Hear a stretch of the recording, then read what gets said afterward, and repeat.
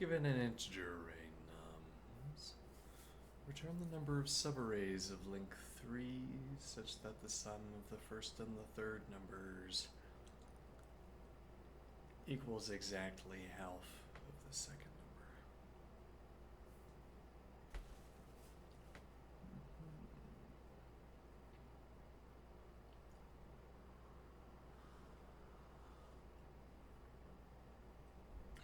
Are subarrays the contiguous ones?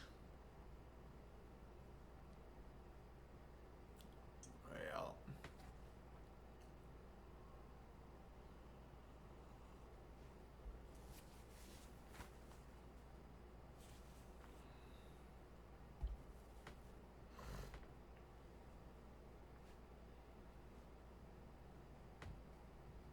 okay.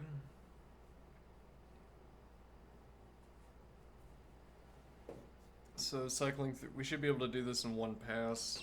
Cycling through the elements, well, let's think about this.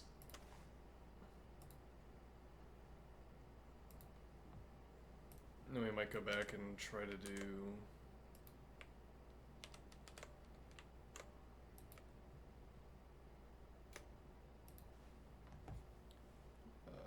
finish yesterday's. Alright, so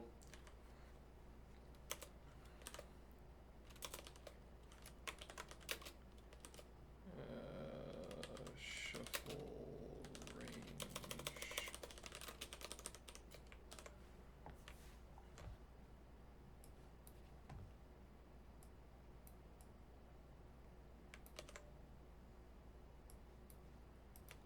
Okay, here we have this. Probably will not have any hits.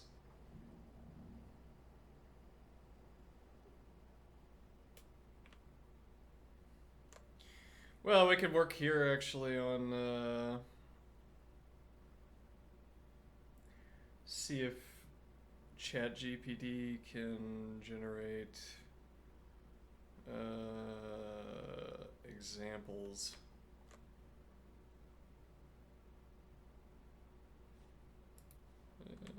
But okay, for now,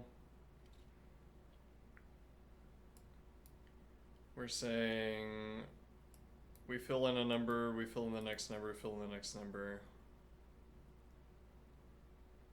Okay. Trying to think what running sum we would have to have.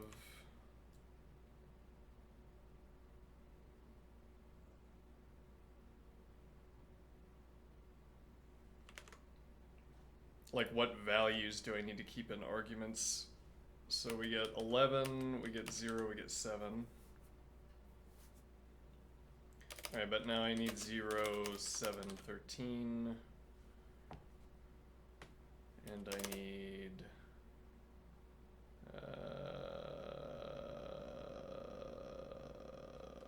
7, 13, 5. Okay.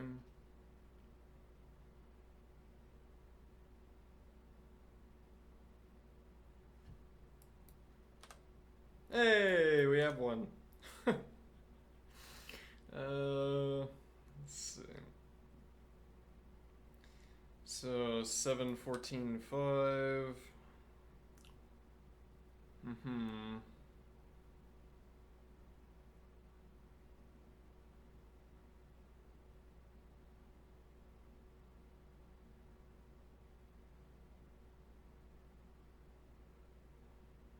So, I mean, we should only have to have 3 values at a time, and then we shift them up, I assume.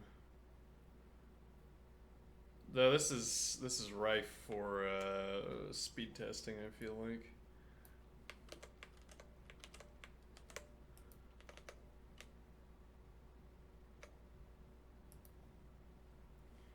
Alright, so define count subarrays.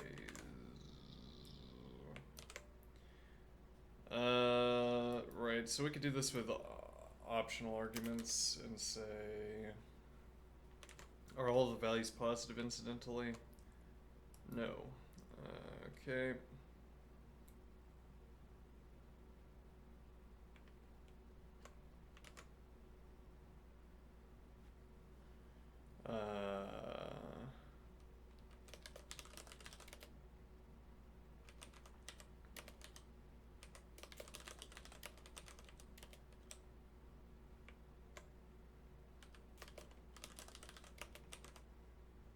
actually doesn't work. We need to do something more like, that doesn't work because when we start letting in values from the actual list, we're going to be shifting 101 into this position, then we're going to have... Well, actually, it's because it's an odd number. Yeah, but we could also have an odd number, yeah. So it'd be... This last 101 gets shifted up into the zeroth position, and then we have, say, 1, and then we have 51 in the middle, and we get a false positive. So if I do 5,000, let's do 50,000, just be safe here. Well, actually, you know, if we could do bytes, I wonder if that makes any difference. 255, 255, and then even if we had 255 0, we'd still be out of range. Okay.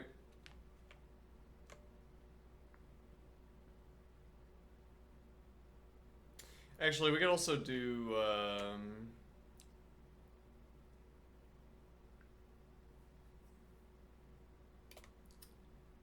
no, but we can't drop. We can't drop from given. Yep.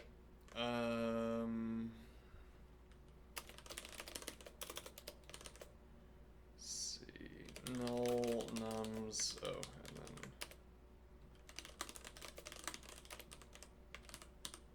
null nums, return counter, counter.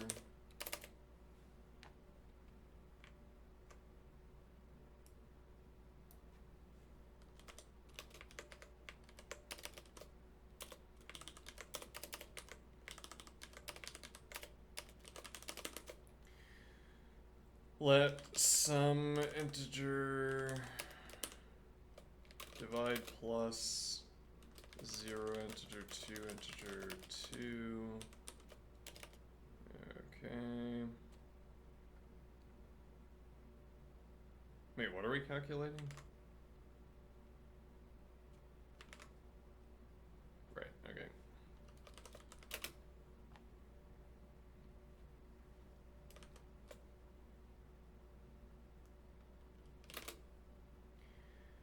If equals some integer to integer, rather one integer.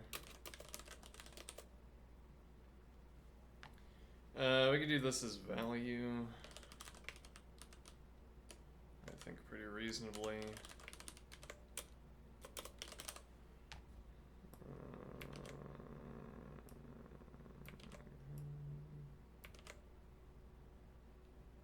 And then somehow the sum loses its value status, its type status is value. Yeah. Okay, so now equals some integer one value, then count subarrays. No, this is already wrong, right? Yeah, because we're shifting forward, so...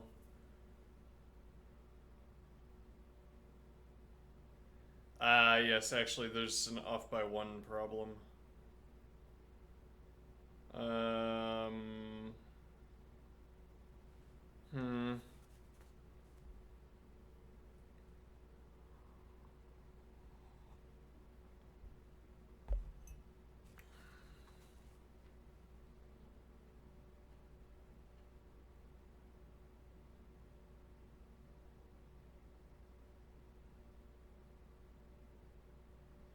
That off by one problem being that we'd have to shift a value into position and then we're asking null.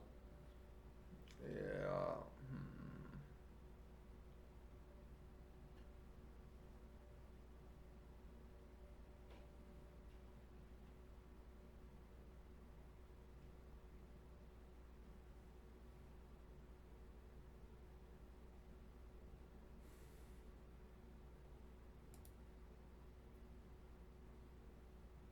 Yeah, and I'm not keen on putting something complicated in this. It might be superstition, but I'm afraid that's going to be inefficient to have. Well, a superstition backed by at least a little bit of experimental data where having a complex expression in this position appeared to increase the... Well, we had an increased time when we had a complex expression here. Similarly, we're adopting this let setup.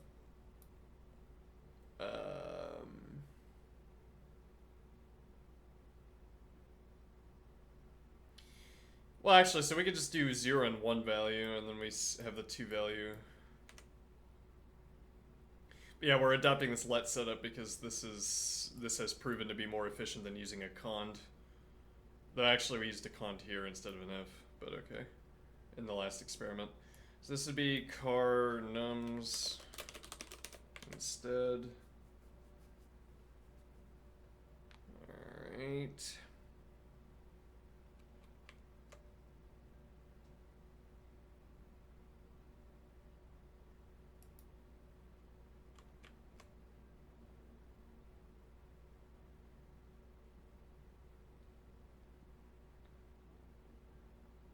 Alright, we only use this calculation once, so we don't actually need a let definition. Let's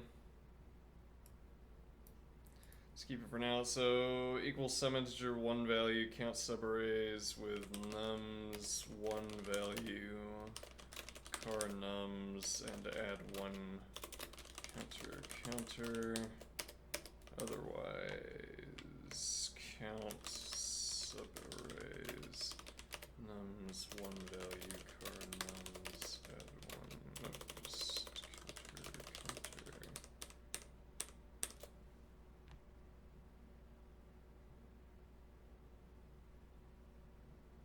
I don't think we're calculating the right thing here, actually.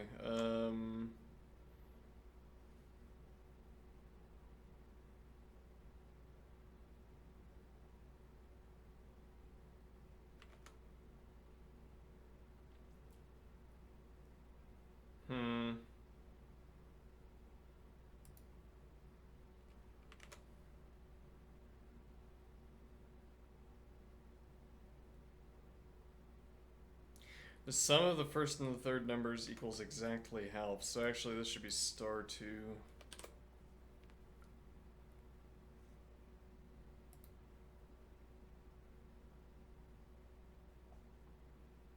So actually, no, this was not an example. No.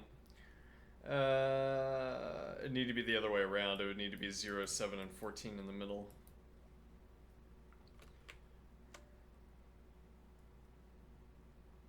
Okay, now, so again, this calculation is not used more than once, so we'll get rid of the let definition.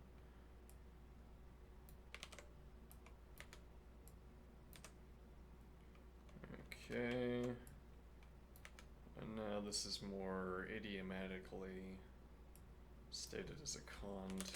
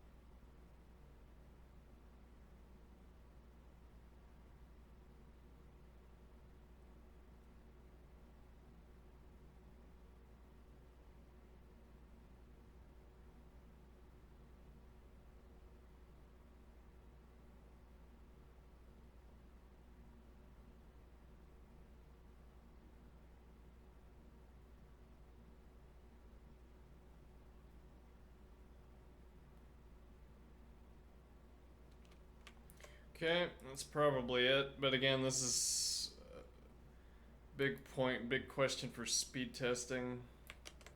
Because there are a lot of minor variations on this that would work differently.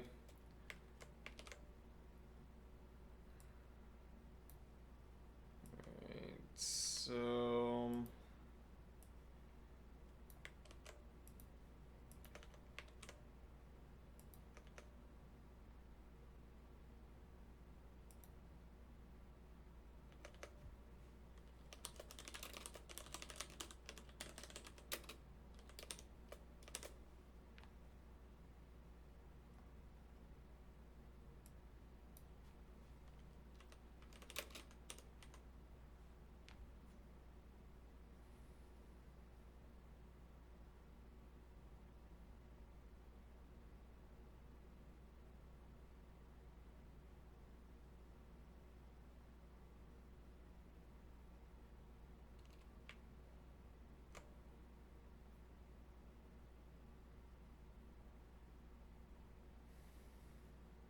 Struggling to understand what this edge case would be.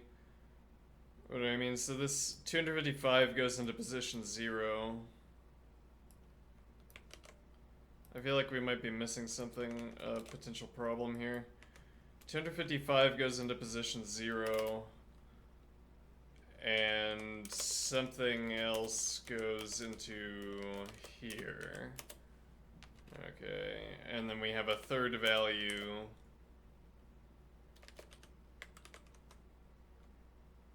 Okay.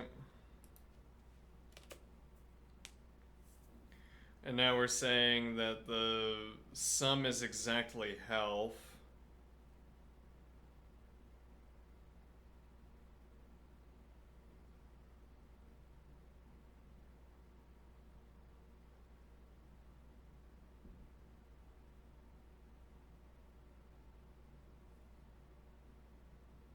Yeah, but so that would be saying, like, let's say this is 10, e.g., then we'd have 260, yeah, star 265, 2. And then this sum would be half of this number, well, this number. The sum, 265, would be half of the mystery number here. But that can't be because it's outside of range. I think that probably makes sense. Now, count subarrays. Does this error? No, but that's...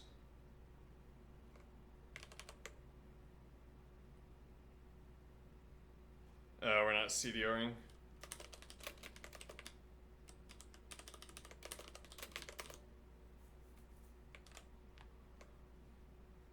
Uh...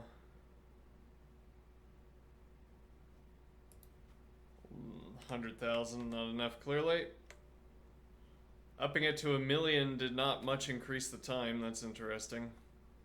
Huh.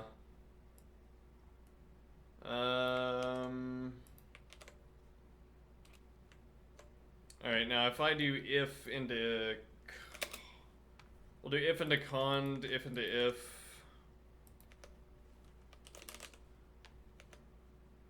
Now, there's no reasonable way, there's no good reason why this would be more efficient. But,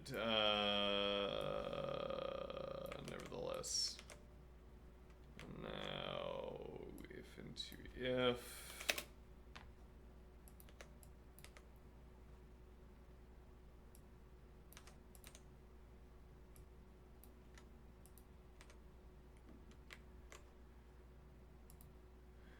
Okay, so our baseline here is 1527, 3131, 109. Oh, that's not good. Huh. What? We got a good score and now it's 109 over and over again.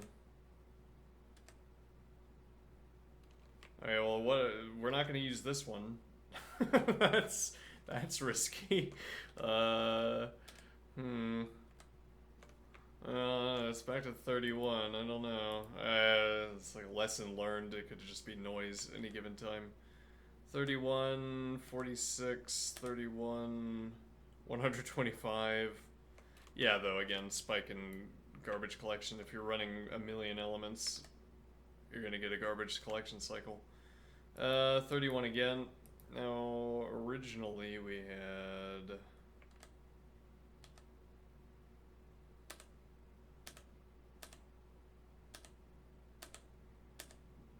Yeah, It's like purely stylistic. Actually, I guess the remaining test is more doing all of this except we don't use default values.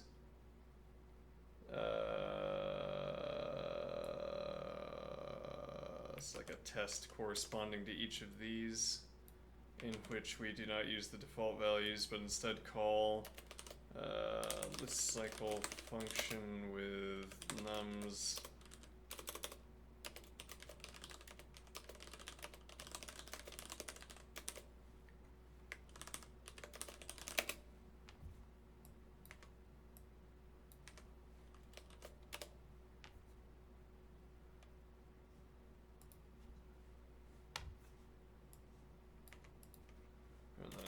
call list cycle function with nums. Well,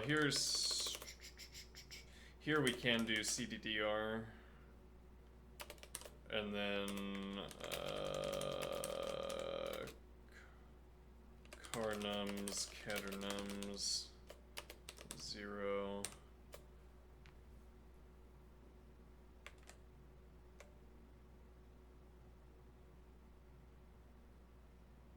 Oh,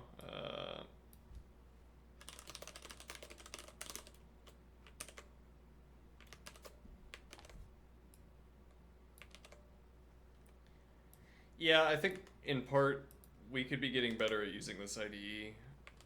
Yeah, okay. Let's see. We could be getting better at using this IDE. I'm using the prospect of Emacs or NeoVim as a kind of excuse for not getting better, we might say.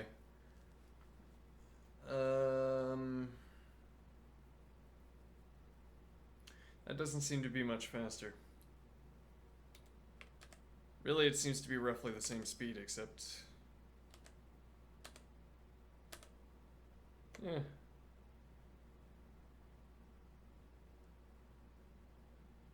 I'd want to know what code is going on under the hood with these values, with default values, before I started using them. Like, does that incur a cost? It might incur a memory cost, I don't know. But okay, yeah. Yeah, okay, we'll do this. Alright, first though, are there any edge cases we're not seeing here? Fortuitously, the num's length is at least 3, so this doesn't trigger an error immediately.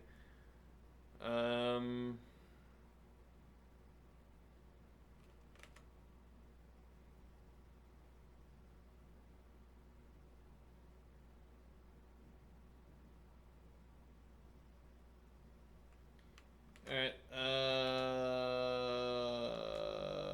should be fine, alright.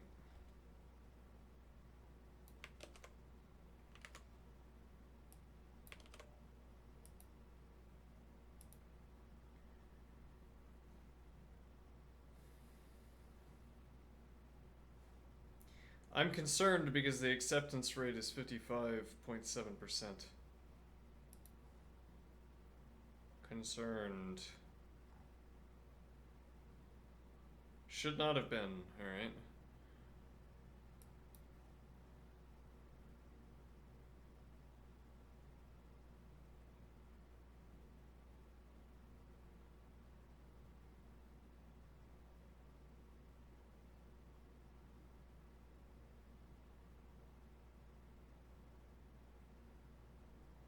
Why is the memory cost so high?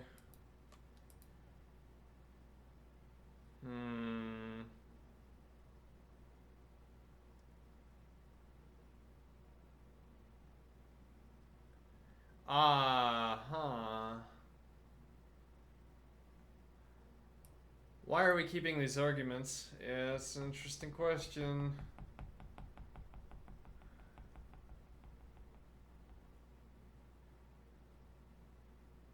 Well, you know, the null checks, we would have to do something extra fancy for the null check if we instead kept all of the values in nums. So the idea would be that instead of having 3 arguments that we carry, or these 2 arguments that we carry around, we would have 0 arguments, and we would run car, cat, or catator.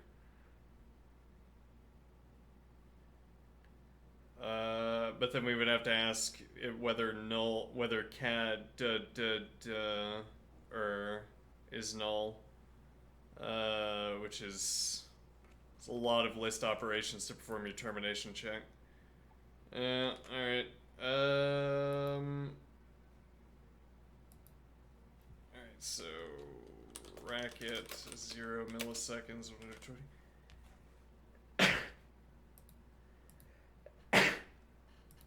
Yeah.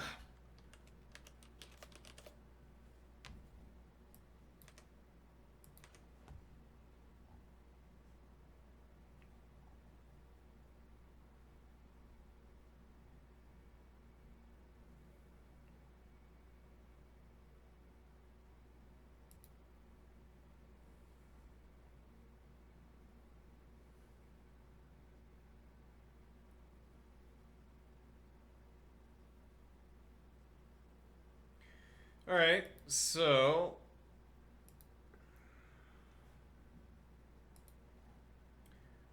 what problem? What number was that? 3392.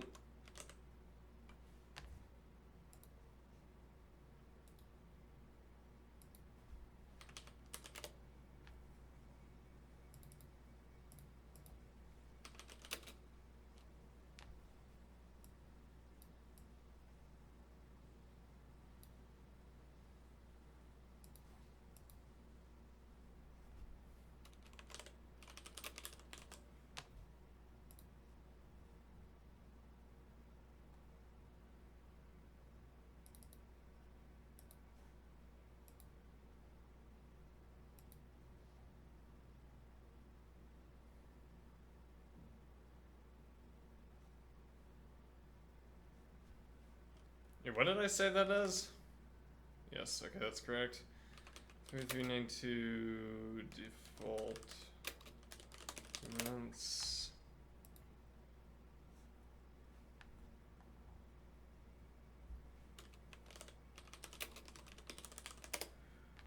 Okay.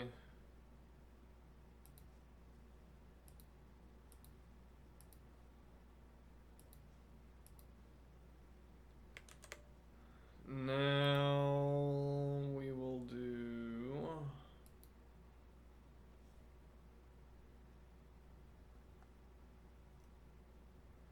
Alright, so we're gonna see if we can complete this. Maybe we can.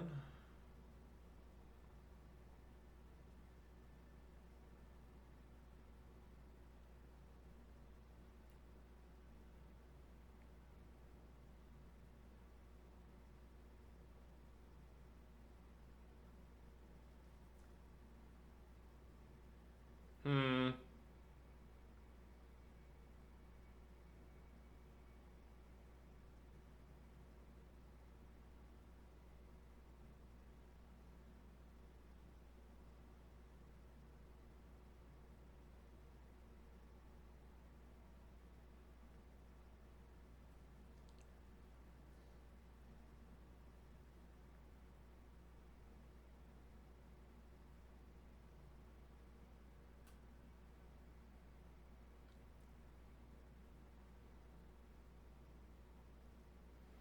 Alright, so what do we have up to this point?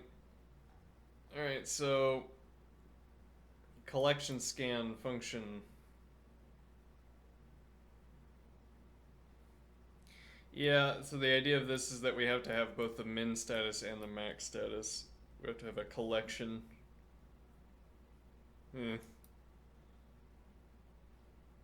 Sure, do we need a let definition?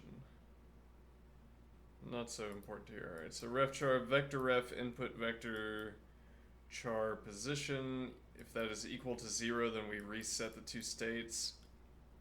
Then we've crossed over a sequence of values where we did not acquire both the min value and the max value. Alright, so now char equals 1, that is the min value, so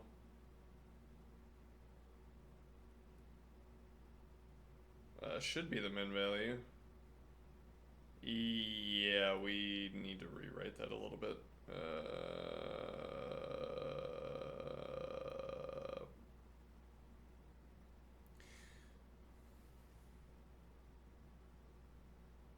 Or we don't have to, though.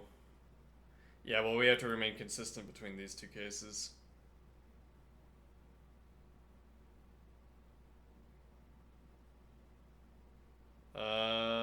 Okay, well, what? Yeah, so, I mean, it would make sense to have 1, 2, 3 here, I think. Though, also, we could just do 2 and then 1. Now, this is an in-between value. It's between min and max, so we don't reset, but also we retain these two arguments. Okay, this is no longer a list, so this isn't going to be consts.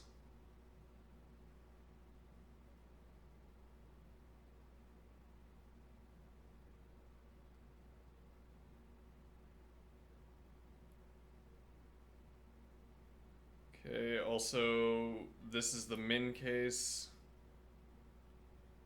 So this should be position.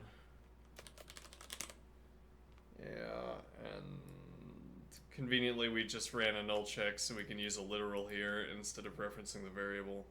Similarly, null min status. Okay. Now, last 0 position has to be an argument for each of these.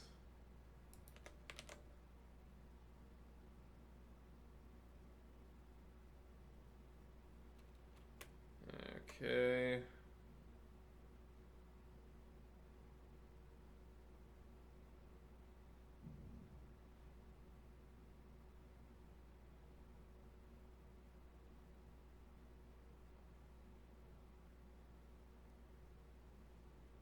Now char equals 1.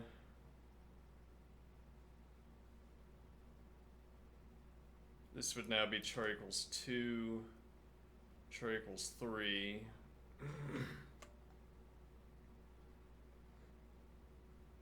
Oh, wait. No, 1 was correct. Yeah, 1 was correct. However, this const is now... Nope, this is right. This is a new list that we're making. The point is that so we're now scanning left, so let me pull up my notes.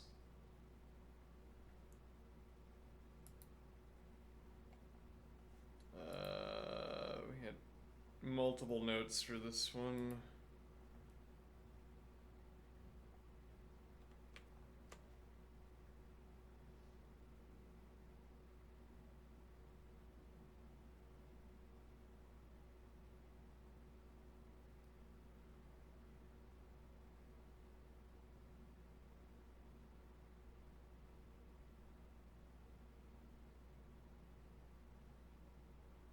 Alright, so we're scanning, and we're the min and the max list here. Min list and max list are going to track consecutive min and max values. Or rather, so if I have... Alright, so let's bear this in mind again. We're only tracking the most recent before we head in, before we have a pair, a collection. We're only tracking the most recent. So collection scan, we're only tracking the most recent position of a min or a max value. Okay, and we're not tracking all of them. If we get consecutive, in collection scan, if we get consecutive min or max values,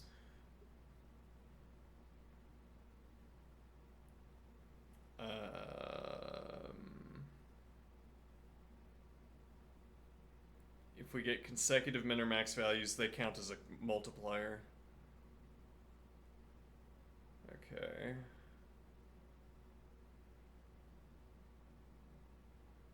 What do I mean by a multiplier? I mean that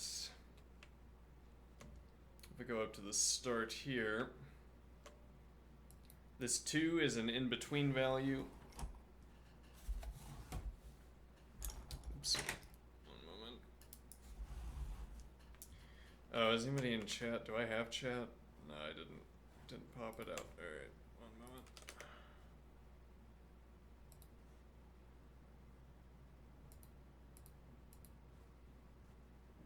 Okay.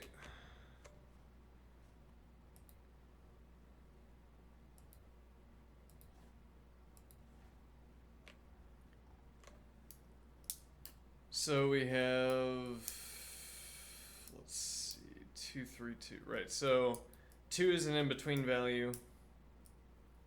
Okay. Now the idea here is that these all count, so I say, as in-between values, even though 3 is a max value. This is kind of a confusing way of speaking. So this is the most recent 3, and then we get 1. So here we have the min and the max values. Okay. And now our solution approach here is to say that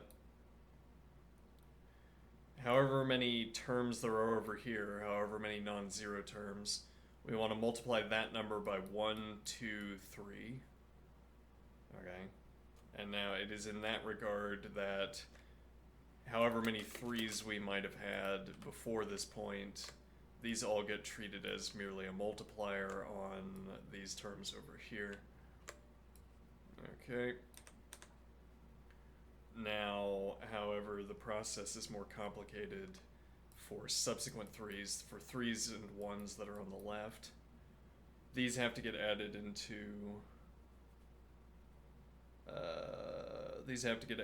a list, and something complicated has to be done with that those two lists. But okay, that is partially depicted here. So we had 1, 2, 3. Now we're shifting to 3, 1. Okay, and somehow we've reached the conclusion that... Right, so we shear off... yeah, though how do I know... interesting.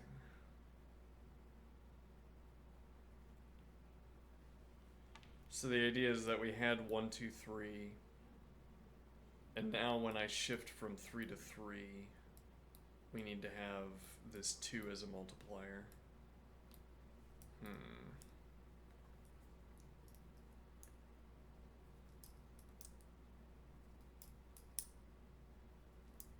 This is, when I say as a multiplier, I mean like a combinatorics multiplier. Like, however many there are over here, we have to count that once, twice, 3, 4, 5 times. Well, actually once now. We have to count that once, whereas up here we had to count each of these numbers 1, 2, 3 times. Alright, so we have to do something complicated with a list of these 1 and 3 positions on the left. I'm not sure what yet exactly. Let's look over here.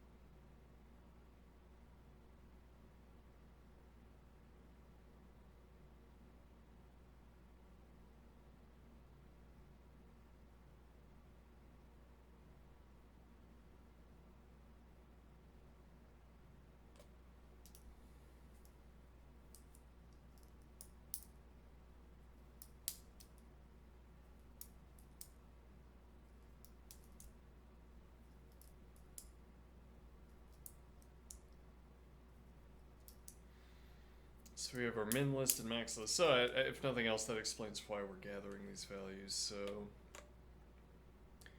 1 min value, we const the position on the min list. Okay.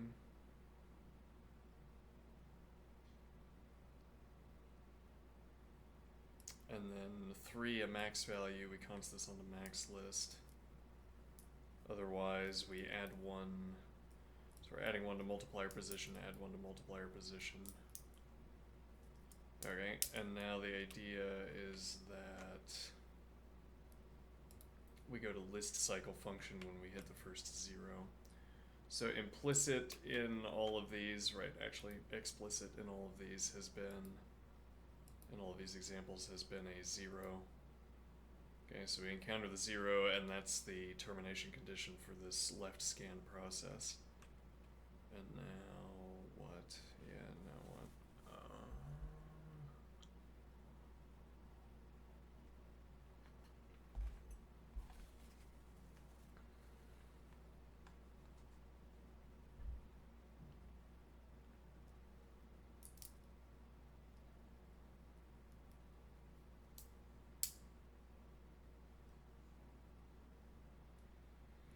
Well, so we've gathered up, we arrived with a counter. Where is that counter at?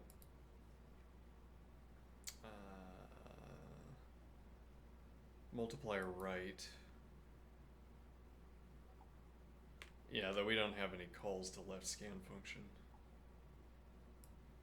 So we don't know how we get that value. Alright, let's just assume we have it. So we have multiplier right. Sorry. Well, let's assume we have multiplier right. Tells us how many values are off to the right, and then multiplier left similarly. Okay, now what is the idea? We've just added up multiplier left.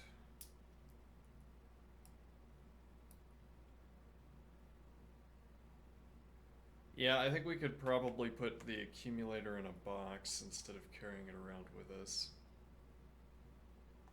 But okay, maybe we don't want to do that now. So list cycle function, input vector, char position.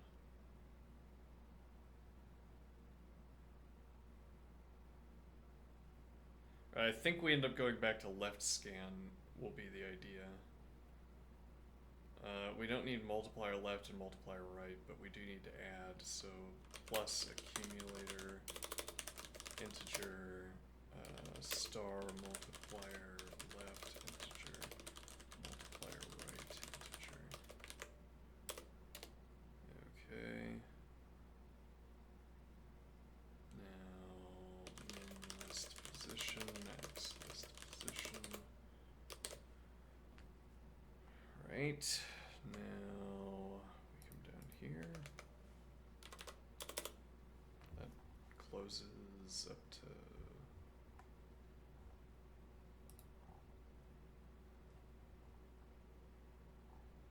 we just started building off of example generator. Yeah, whatever. Define list cycle. List management.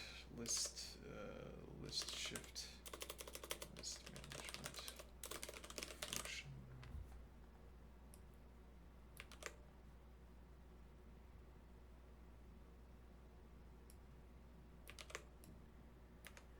Okay. This note incidentally says min and max lists will allow us to update left multiplier value when we begin the process of trading out min and max values.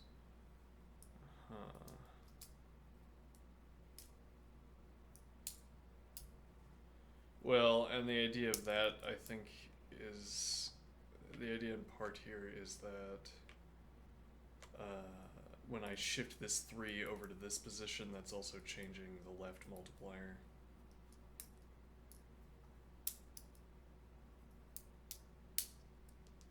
Okay.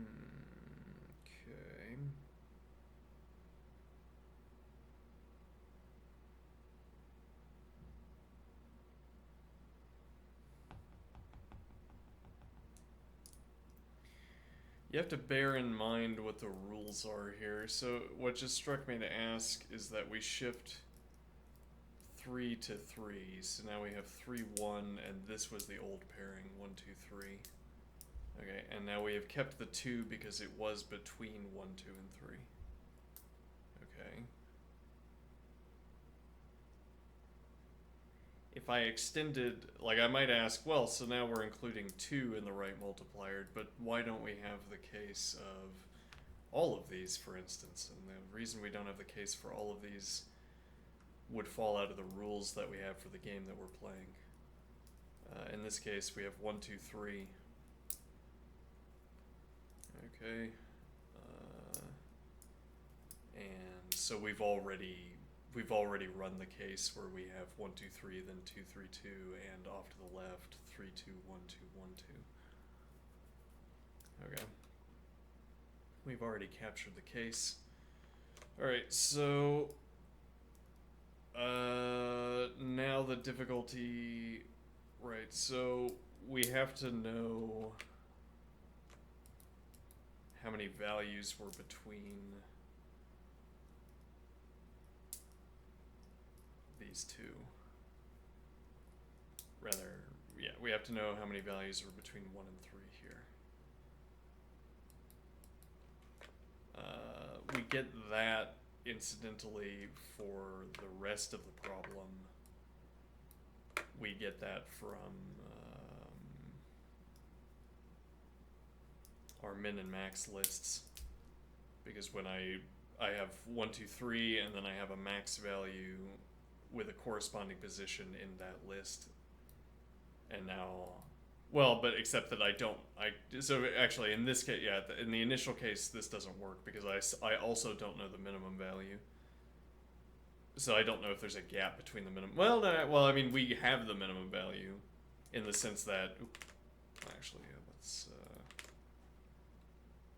we have the minimum value in the sense that the position of this minimum value of 1, because we were on that position value when we transferred to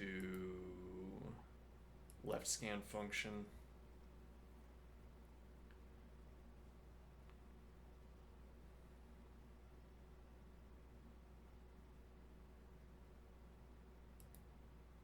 Okay, now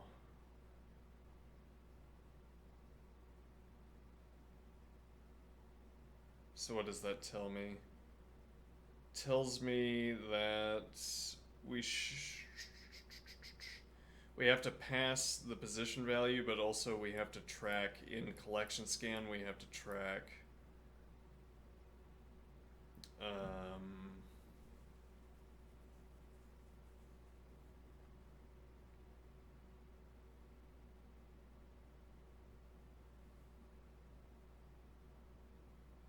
wait. So, but we have, yeah, we actually have that value. Yeah, right.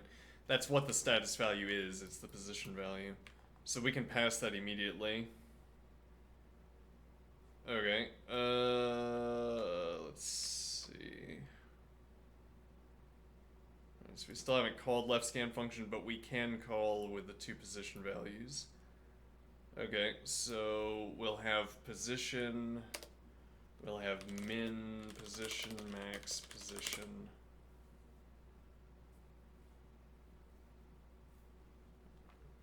Alright.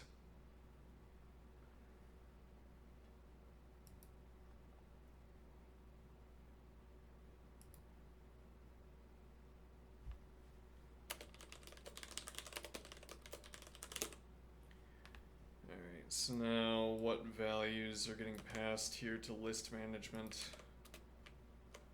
So we're going to have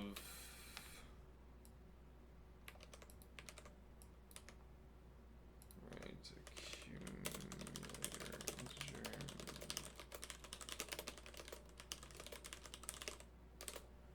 Okay.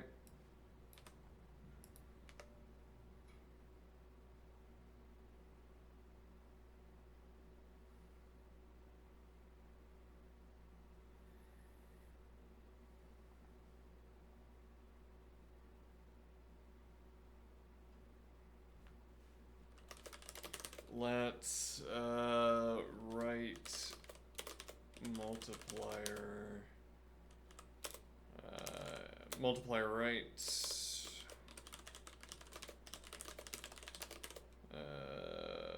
minus,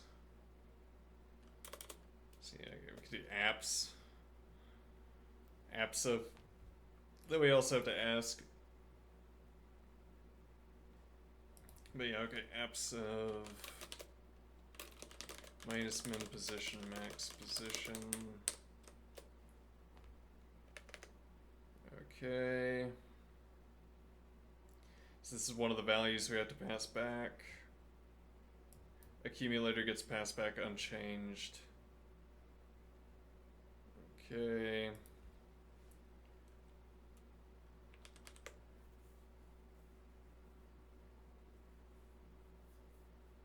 So the one that we're replacing is the max of these 2 values. So if greater than min position, max position, then call left scan function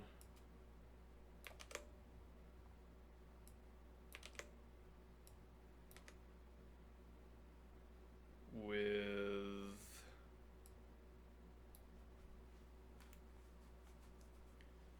car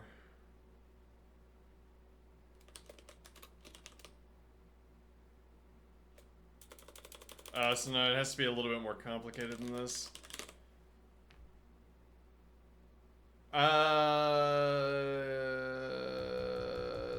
That's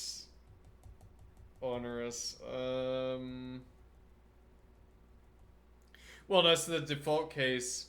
The default case. So we're saying min position is greater than max position, and what that would mean, contrary to these notes, that would mean that we had 3 here and 1 here. So if this was 3 and this was 1, then our min value would be in the greater position.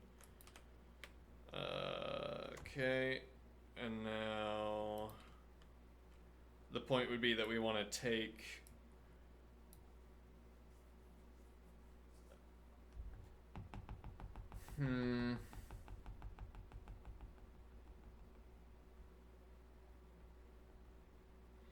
so we want to say if car of min position is less than max position, then we want to pass back car. Okay.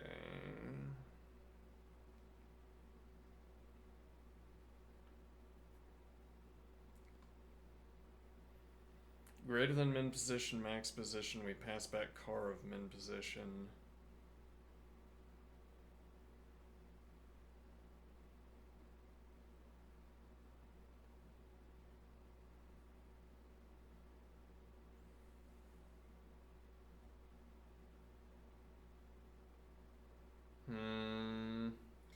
What would the idea be though? So if car of min is not less than,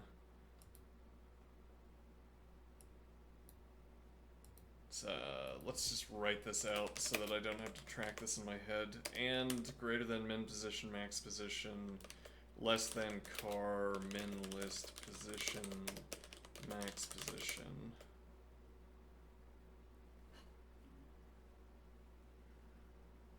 Now, so again, as we've noted a few times, regardless of how many 3s there are in front, this is the 3 we're going with.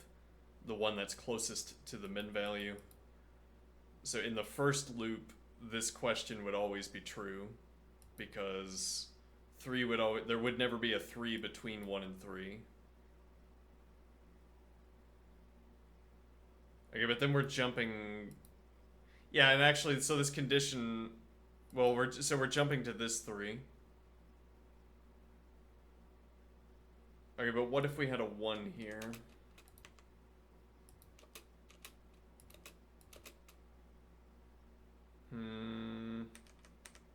Hold on, let's.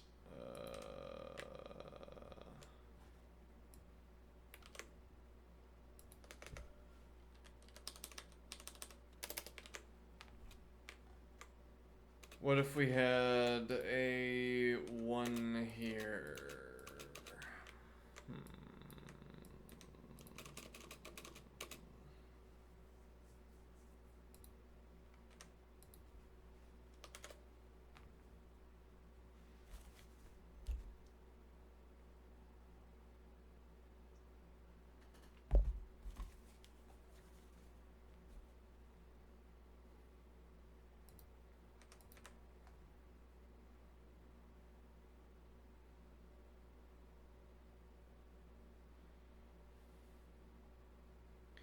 So now the idea is that we need to jump the 3.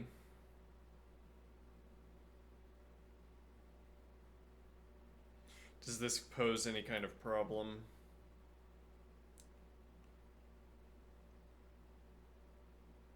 And again, this is like a combinatorics question, I say, to bring that idea back to mind. So if we jump the 3, as we're saying,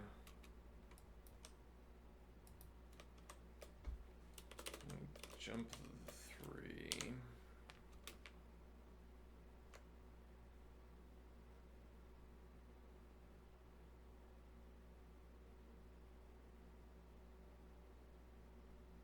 We would already have gotten, for instance, 1, 1, 2, 3.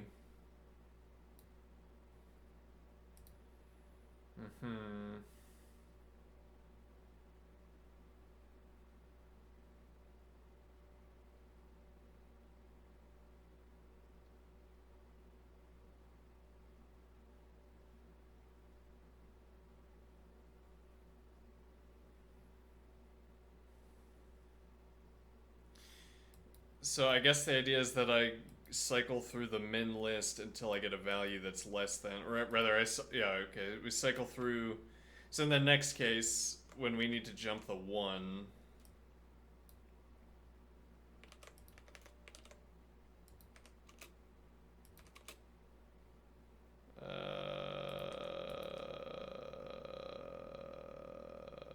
I guess what I want to do here is like delete this.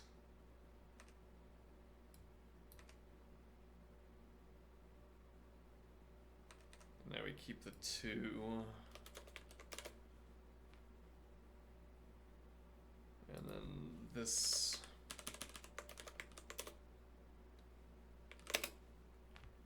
Okay. And then this will fall outside the range, so the next step would be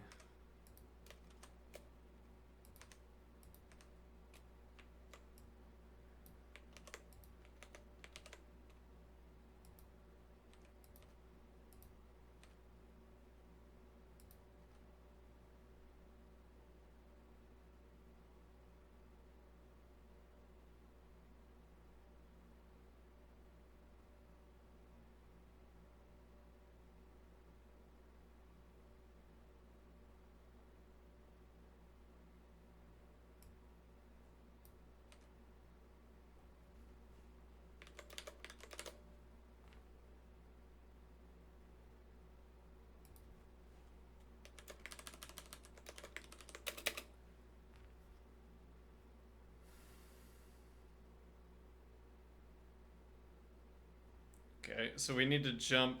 I think we have to jump back and forth. So to say that 3, the max value is in the right position, then it needs to be in the left position, then 1, the min value needs to be in the left position. And if we can't complete that jump, we've already gathered. If there's not a next jump, we've already gathered all of the cases. Okay. So let's see. If and greater than min position, max position.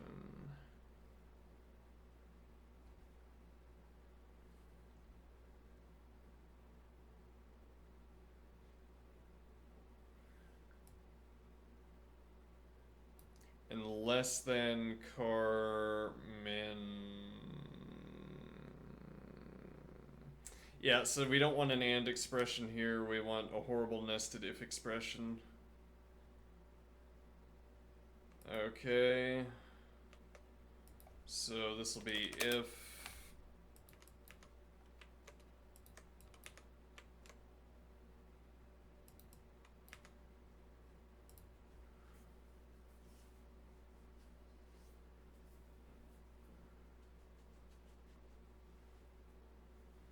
Alright, then we are passing min position back as car min list position. This will be CDR min list position. Multiplier left will be, or rather, multiplier left will be 0 starting out. No, but actually, no, at this point we don't have to pass back to left scan. Everything can be done in list management. So calling this list management is also a little bit wrong. Why can everything be done here? Because we get all of the necessary position values.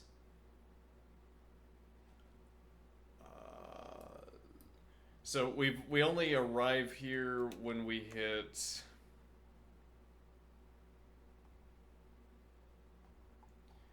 a 0. Okay, so our position value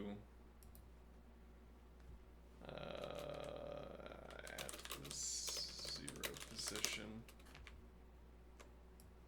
Our position value is at the 0 position, and that corresponds to saying that we know how far this left position is, which is a different way of saying we know how many values are in this window.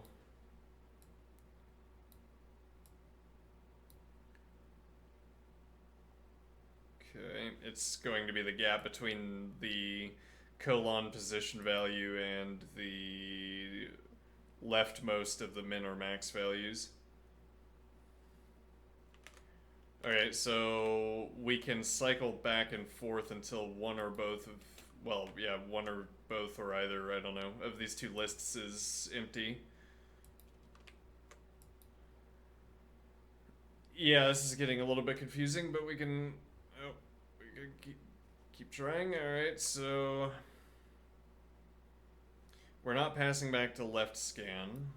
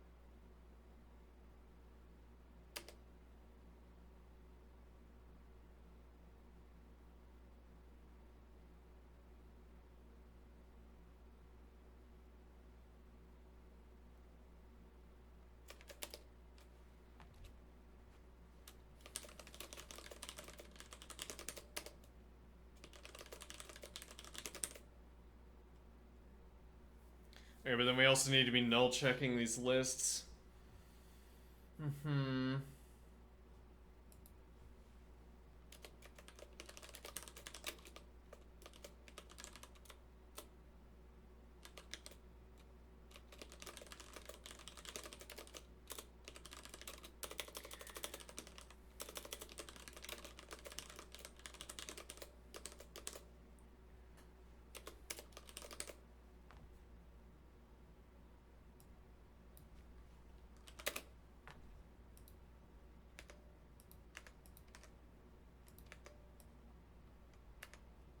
Yeah, we'll clean up everything when it's closer to completion.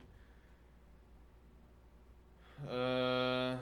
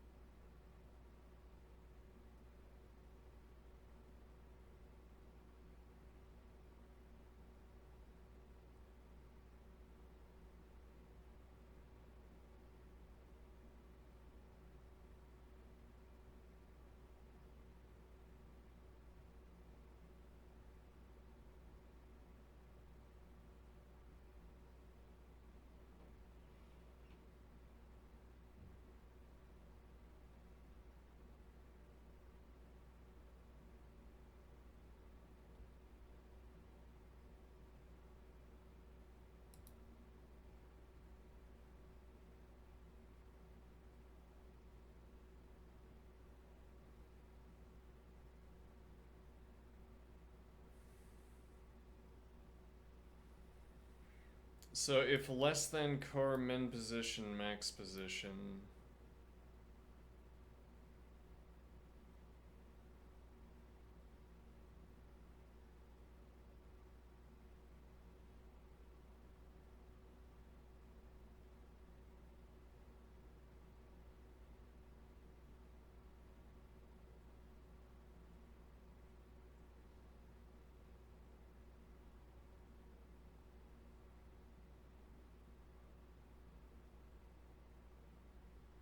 Yeah, I mean, ideally we would have an approach to this problem that didn't require convolution. But we don't, at the moment. Let's see. Or ideally, we would be good. We would be adept enough that this did not constitute convolution. Let's.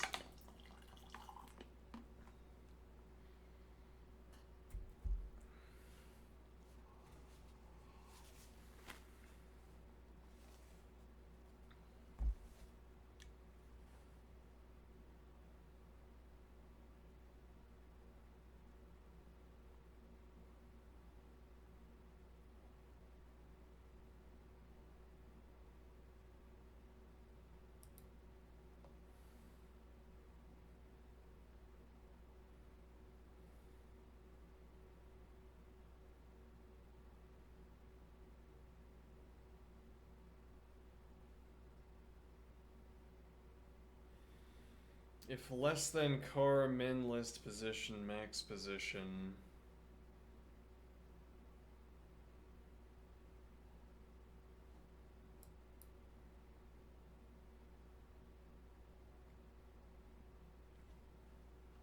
And then we plus accumulator. That might be counter. Apparently we're calling it an integer here. Yep, integer here, fine. So plus accumulator integer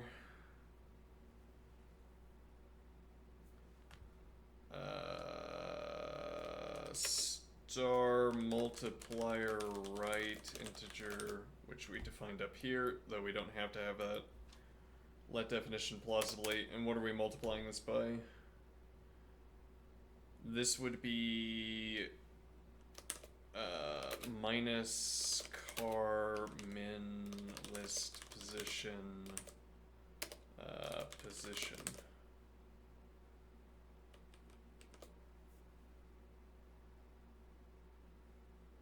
I think that's right, and the point is that this is the 0 position.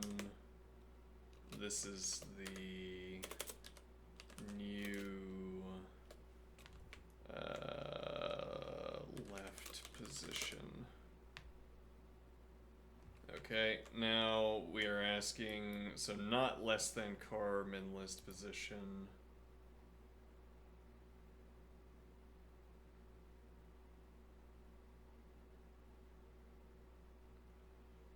And that would mean that there was a minimum value,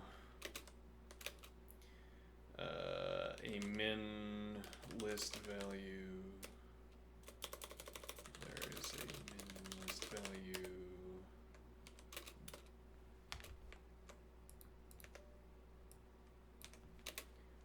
between min and max.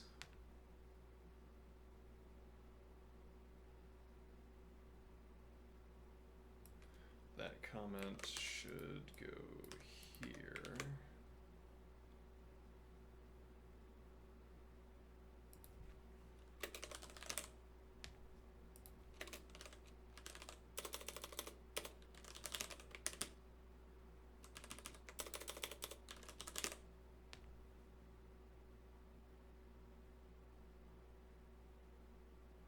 Rather to say there are no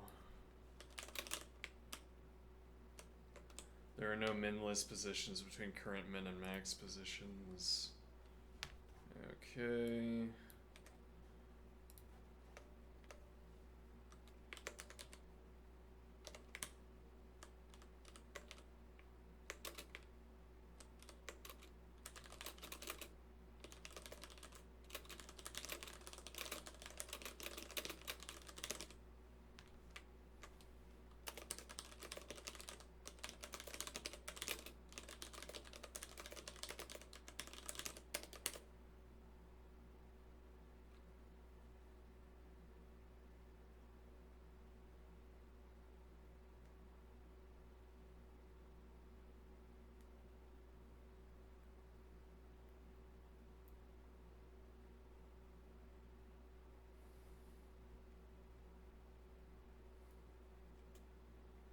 We could do it like this. Let me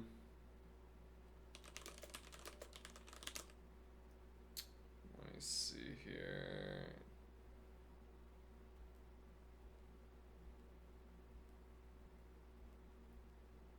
Well, so the idea, no, we want to drop.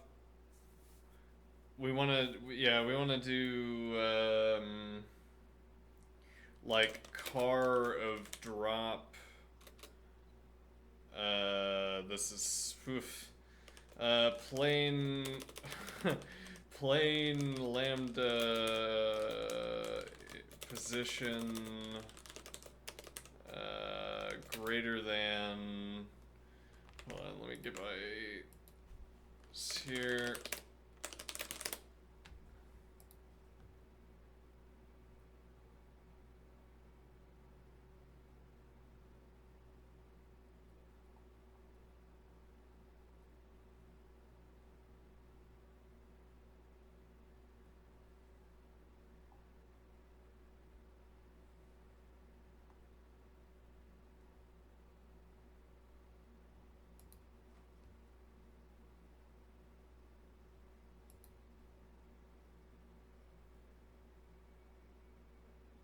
Oh, drop F.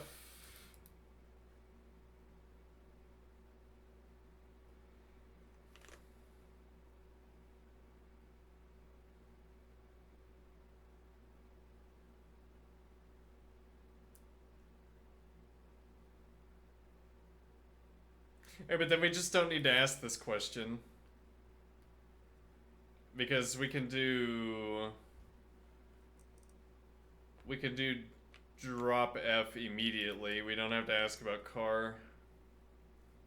We could take car of drop F. And there's no reason to suppose that the car of the min list value will be less than the max position, so that would be by chance. You could have as many min values in a row as you want, and that would be what prevents this condition from obtaining. So I think we're gonna say delete all of this. If greater than min position, max position, then we call back with list management. Let's see, let new min position. This will be car of drop F lambda, plain lambda.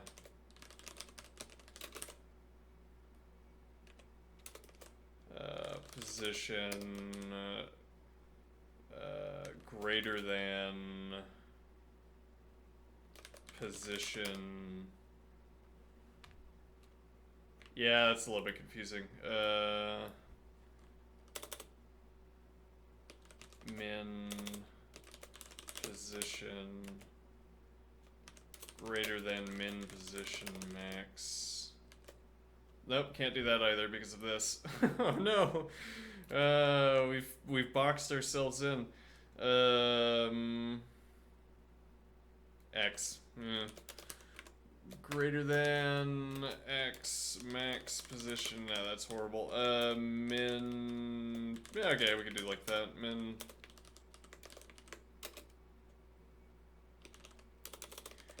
position. Hey, fine. Alright, greater than min position, max position. So we drop so long as they satisfy the predicate. So long as this value is greater than the max position, we continue dropping, and then we take car of the resulting list. Okay. And we want to run this on min list position. Okay. So that's our new min position. And the idea is that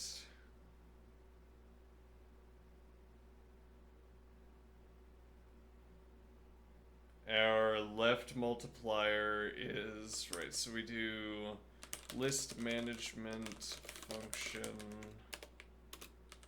and list management function. Okay, and now this is going to be new min position, and this is going to be, oh, hold on. Yeah, no, this isn't good. We have to have, this has to be let's star, or at any rate, this needs to be new min list position, get rid of the car. Alright, and now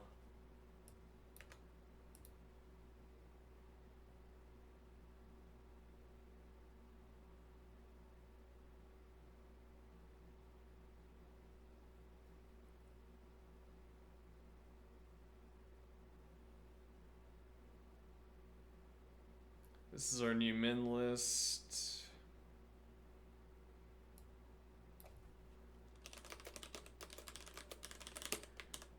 Okay.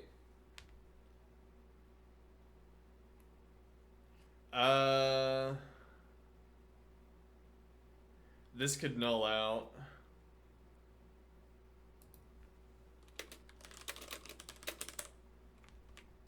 Alright, I'll leave that as a note for now while I'm thinking clearly. So now we're gonna do, so what we add to the accumulator is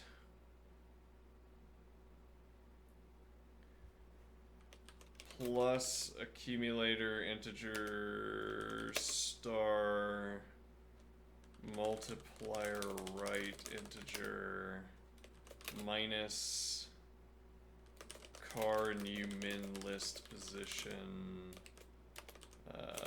position. Put a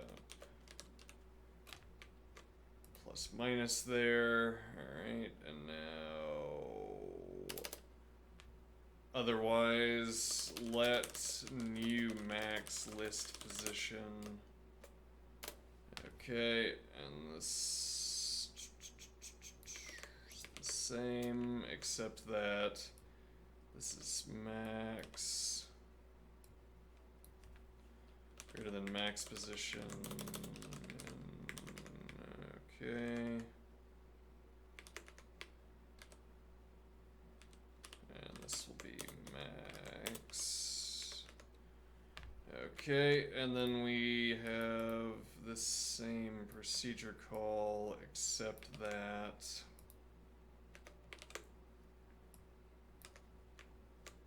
this is min position. Well, this would be wrong anyway. This would be car new min list position. Okay, and this is car new max.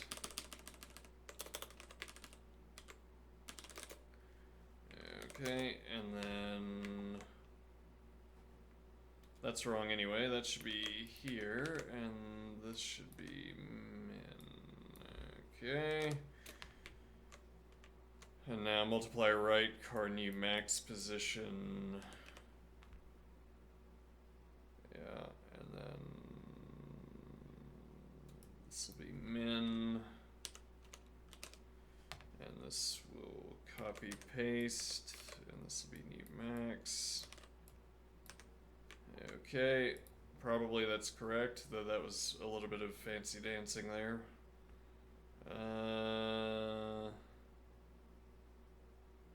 That looks right. Okay, now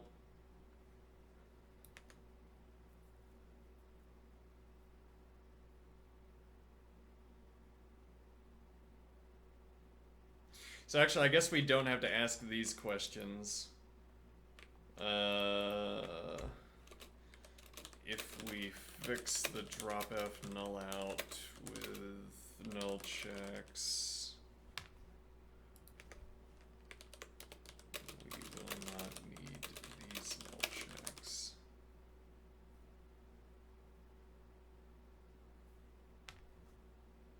Okay. Now I feel like this is gonna take a horrible amount of debugging.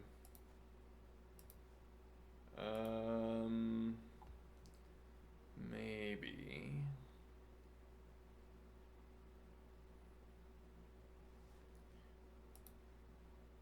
However, when we are done, we now call back to collection scan with sub1. And then this will be position. And then these will be false and false. I think those are supposed to be null and null, aren't they? Yeah.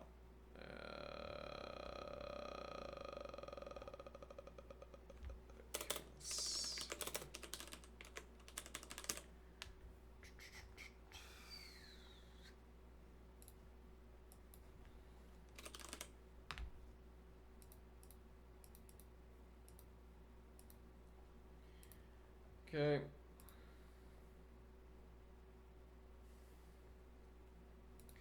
Now, notwithstanding the numerous both static and dynamic bugs we're going to have to fix, that's the procedure.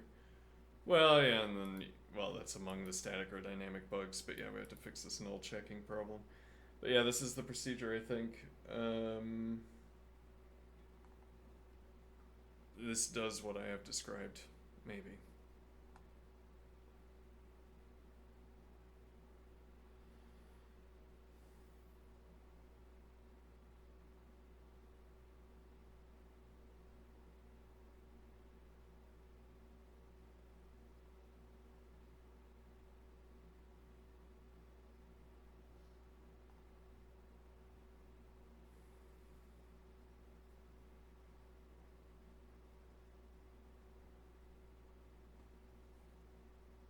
Alright, I'll be right back. And then we'll do 10 minutes of exercise, and then etc. Okay.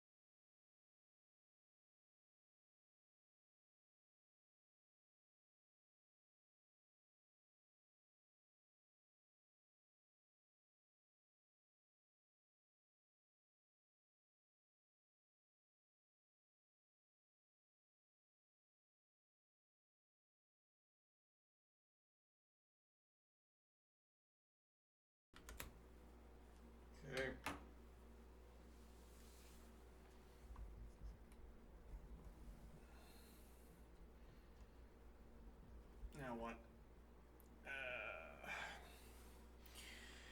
Now, hello. Let's see.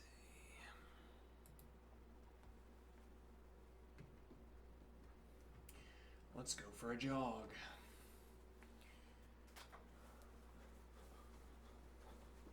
Oh, let's actually stretch first, yeah.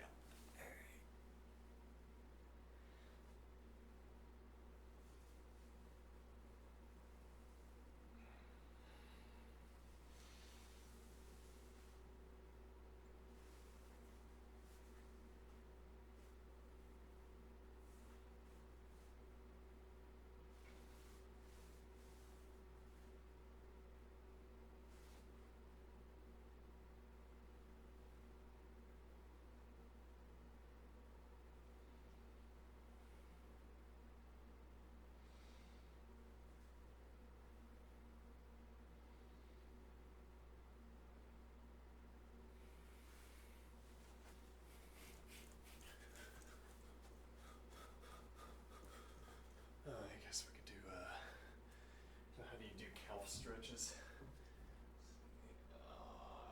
Okay. Okay.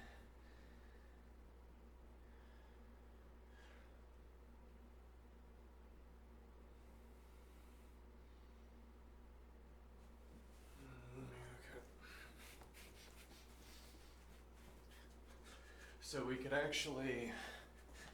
could design left scan in such a way that we didn't need to run drop F.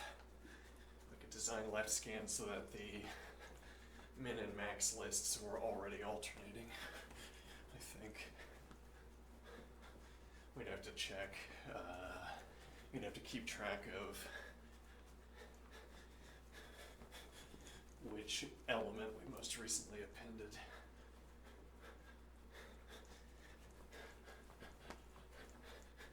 It being, we just had a max value, max position value, whatever. We just had a max value that we put into the max value list.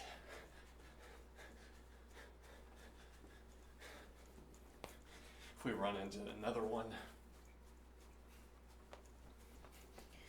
then we don't put it in the list. We just increment the multiplier value.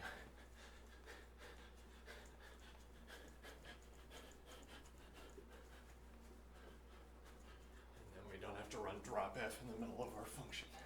Yeah.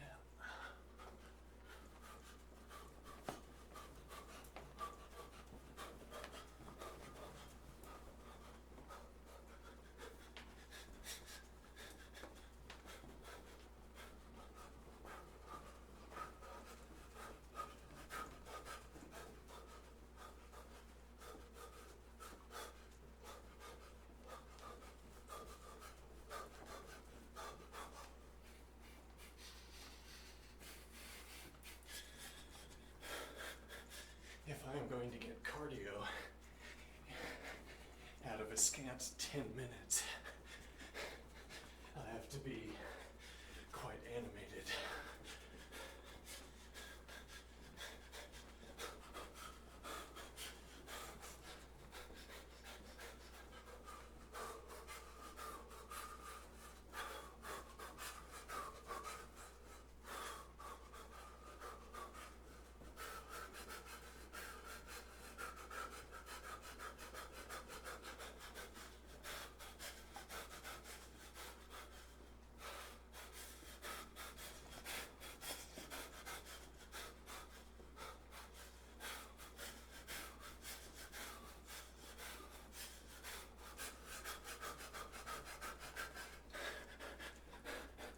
Maybe I overestimated how animated I could be.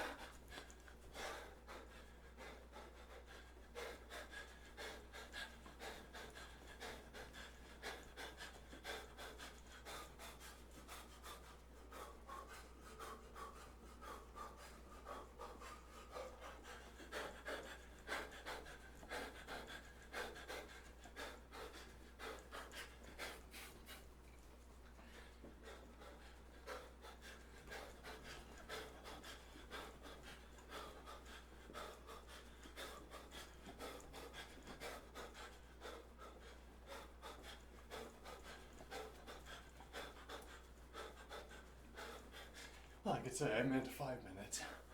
Oh, look at that.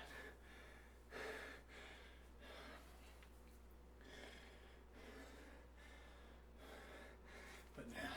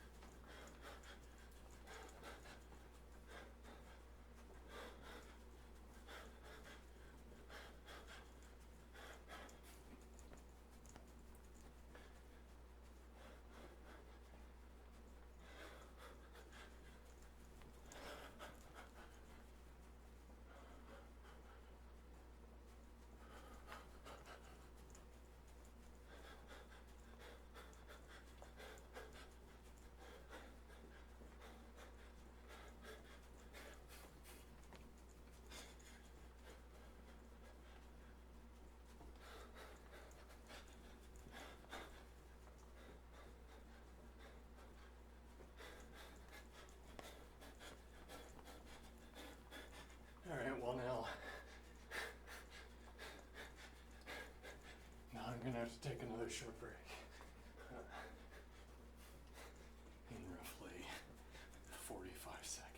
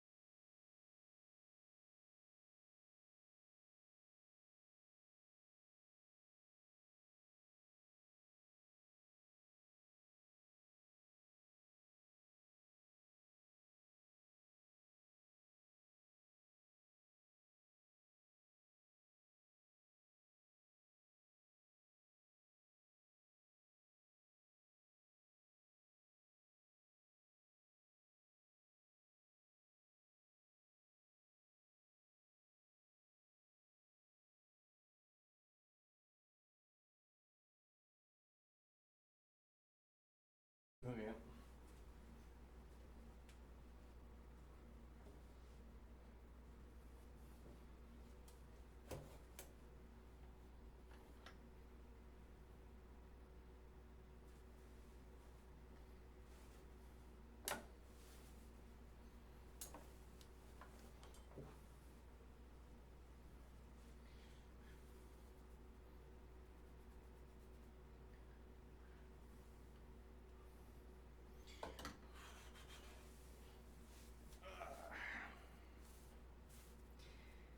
Might be time to stop wearing 2 layers of shirts.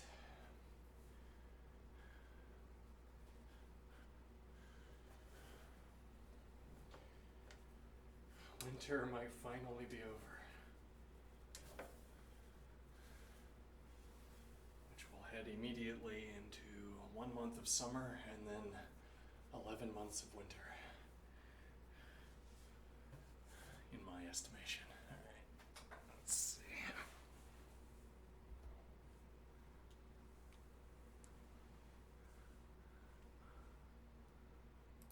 Okay, so the code. What are we doing with the code?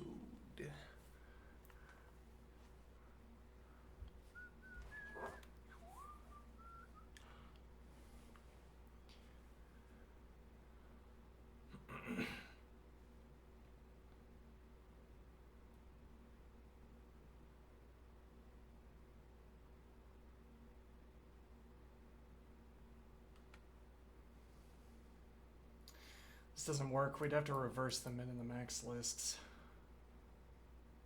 Yeah.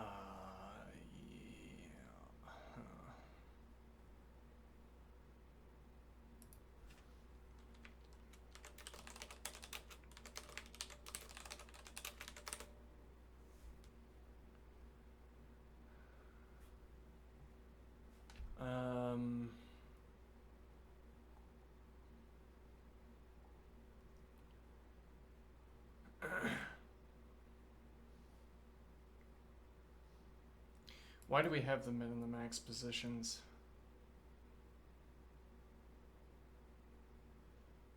Yeah, actually, now that we're reversing, we could just have...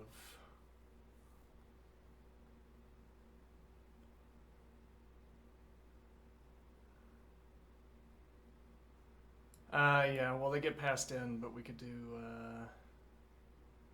no, yeah.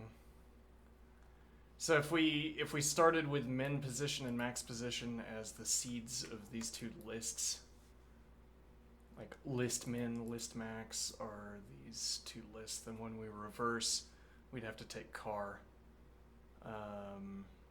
But then we would have to reverse twice, or we'd have to establish a let definition for this, because we'd have to reverse in the let definition and then take car.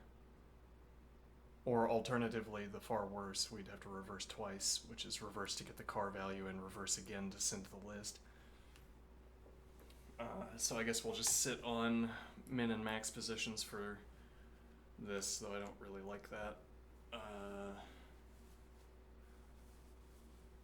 I mean, it might be worth setting up the let definition so that we don't have to flicker these values, as I call it.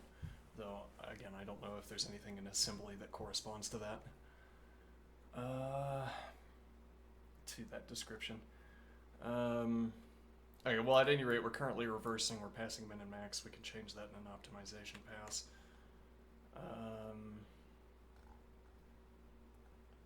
Let's see. Place initial min and max values in their corresponding lists.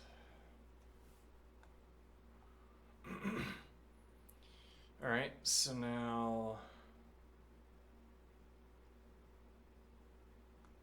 Yeah, I kind of want to get rid of this drop F business. And the way we get rid of that drop F business is by keeping track of preceding value. Yeah.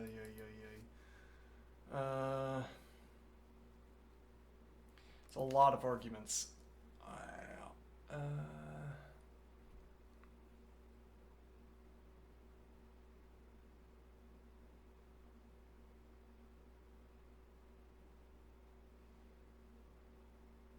Yeah, but we also can't get away with...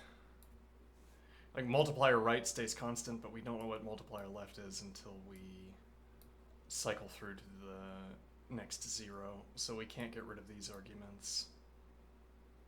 Accumulator... We could have this in a box.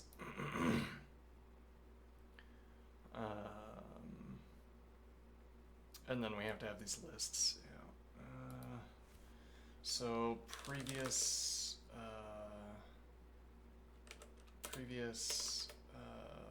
bound char.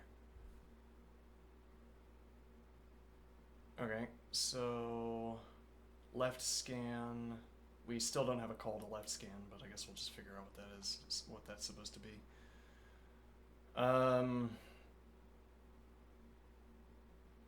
So previous bound, which is after max position. Hold on, we're missing something.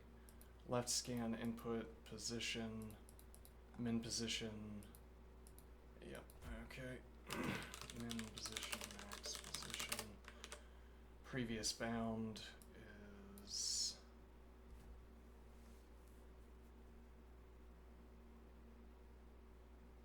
we have to put an if in. And this is what's replacing the later drop F. If char equals previous bound char 1, then this stays the same and we don't const. But okay, hold on, we could just copy and paste this though. We could also put that if in the list, but yeah, we need to do tests on that. I don't know if putting if statements in arguments is judicious. Let's see. Alright, and then similar.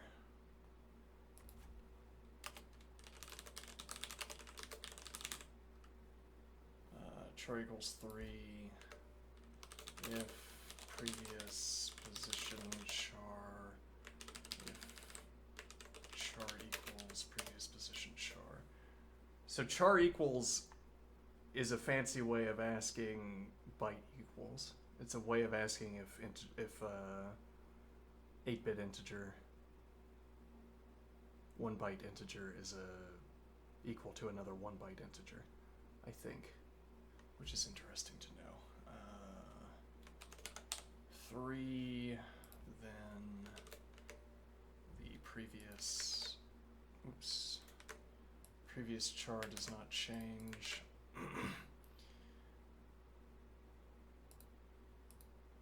Okay, and now the difference here is that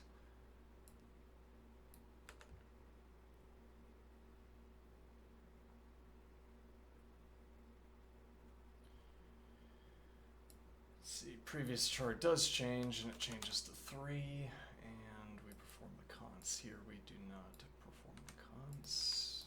Okay, and now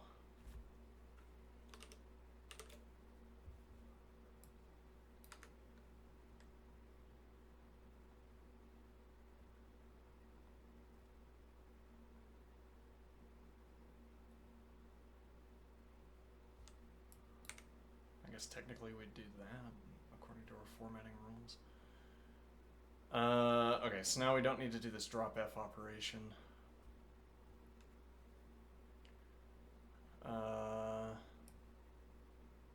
Okay. Now, but this still requires some consideration. So greater than min position, max position.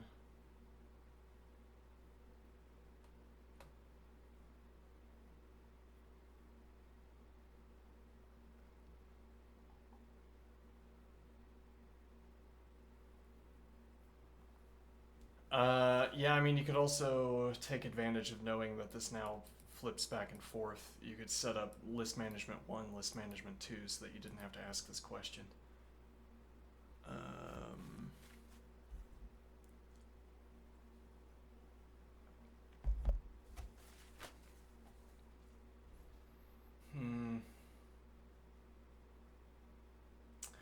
Similarly, this null checking is maybe not required because now these two lists are going to have a pre-specified relationship to each other. These two lists are going to be within one, or they're going to have the same value, something like that. And we can null check only one of them, but again, that'll be an optimization pass.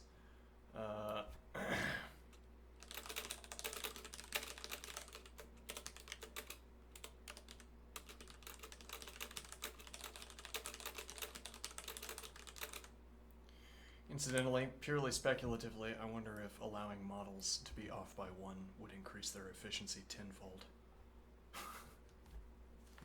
I know it increases my efficiency tenfold. Let's see.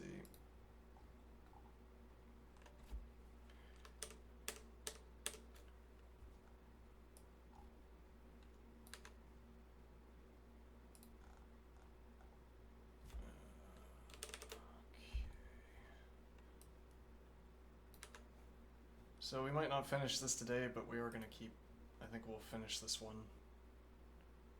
Net another hard problem to our pile of hard problems. Okay.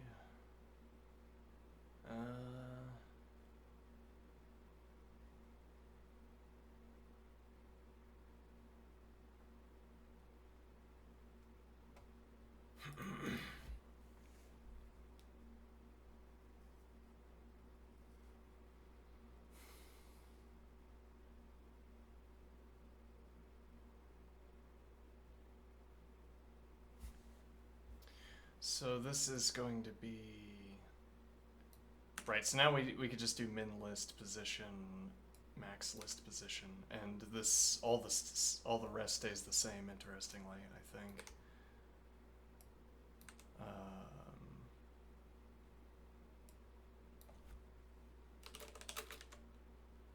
More or less, we have to do CDR instead of.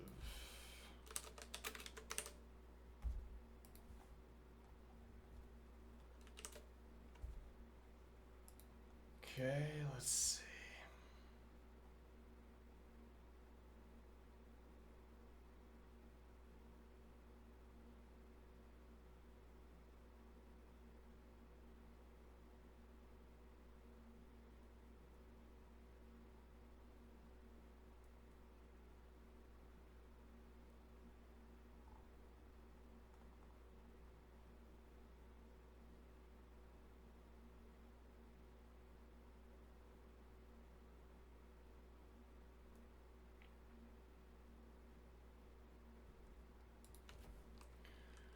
This gives us the 0 position. Okay.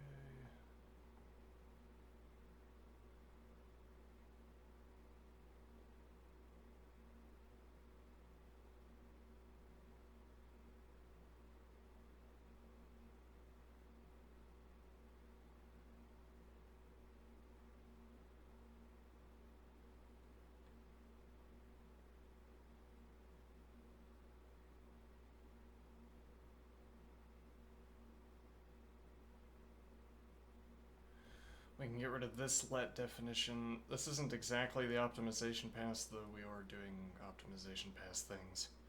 But okay, let's see. So here, greater than min position, max position, then it would be minus min position, max position.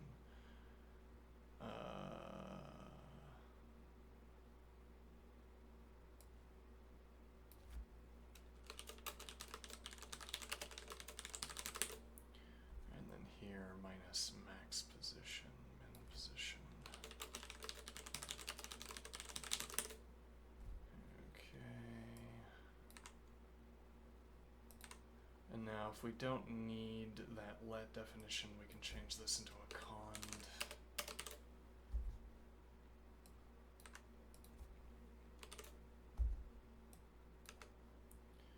Now this can be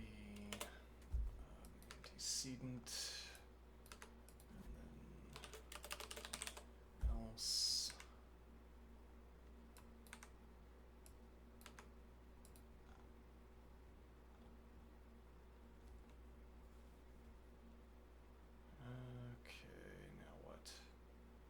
scant 200 lines of code. Yes, well, what matters is the millisecond count, isn't it? Well, and correctness, I guess, but to a lesser extent, correctness. To a greater extent, the millisecond count is what ends up mattering.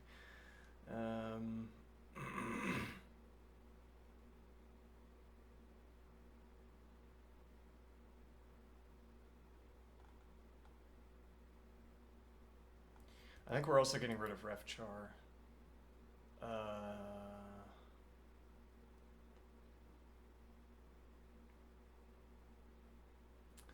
Could we do a test on that? Let's see. Resolve this question for vector ref. Let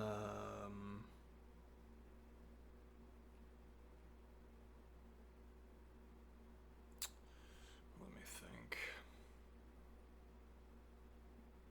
How would we do that? Just perform a series of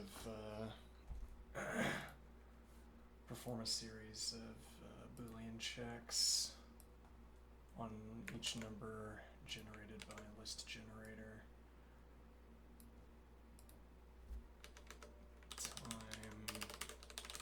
Time find ref check function.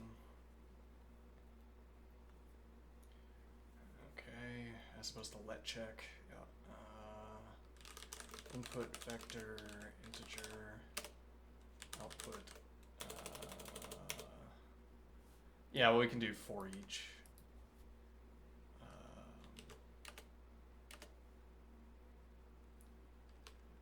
Let's see.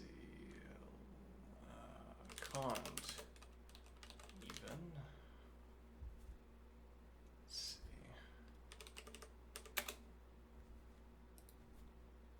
Even.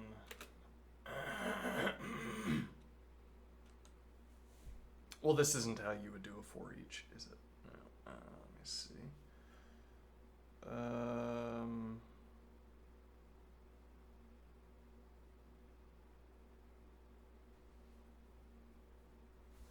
Okay, we could do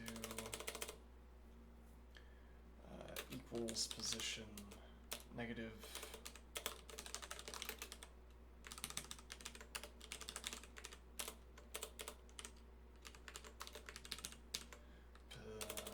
position, then run, then done. All right. Even vector ref input vector integer position, then 0 negative.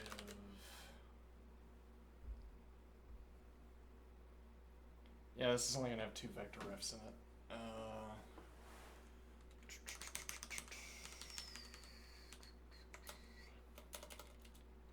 Yeah, this is also quite broad. So actually, we could just divide up the numbers. We could say less than 750 vector ref input vector integer position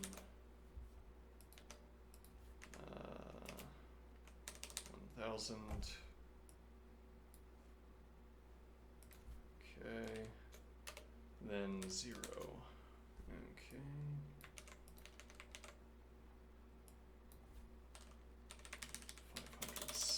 550.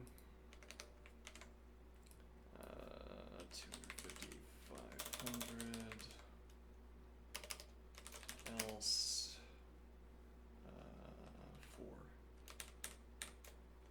That's not correct. That's going to be 0, 1, 2, and 3. All right. So now we want A rather to be list to vector. Oops. Okay. Probably need to make that 1,000,000 now. Oh, this is rather ref check function A and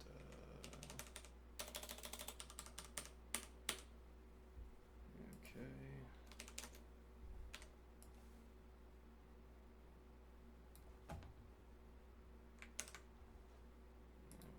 here, and instead of vector ref, we do a let definition. So I'll do this as if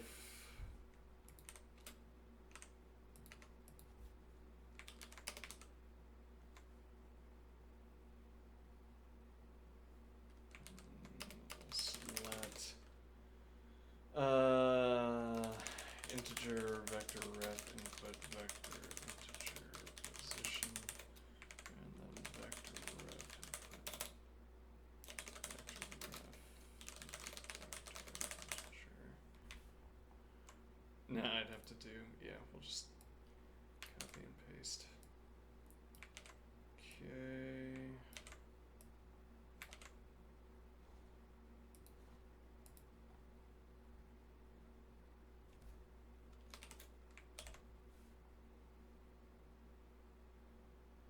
Else, not allowed as that.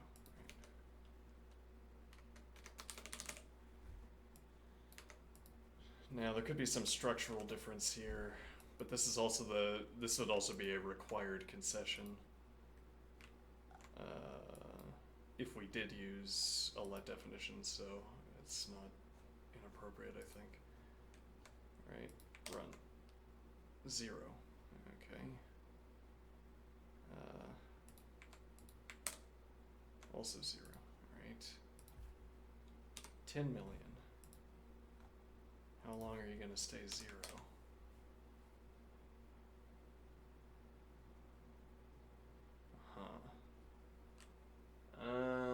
We might have to have an output list.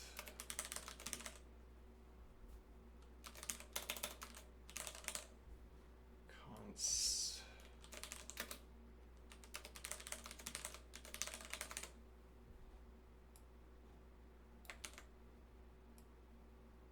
I don't know if that's right. I mean, the supposition here is that the reason this is so fast is that it doesn't have to do anything with these values, but I don't think that's correct.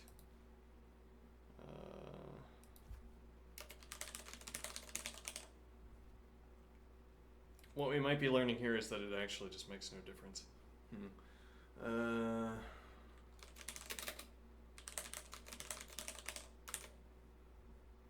Yeah, one done, yeah. Oh, it's not yeah, it's call back the procedure with that as the last argument, rather. Alright, so call ref. Oh, I see. Yeah, okay, and that's why it's so wrong. Because we're doing exactly one call to the function. Let's see here. Right, okay, so well, so I guess we could try just having the same call in all cases. But yeah, we have to do something so that the compiler doesn't optimize out our intentional inefficiency. So I think maybe we do need that const output list. Now this needs to be, let's see, sub 1.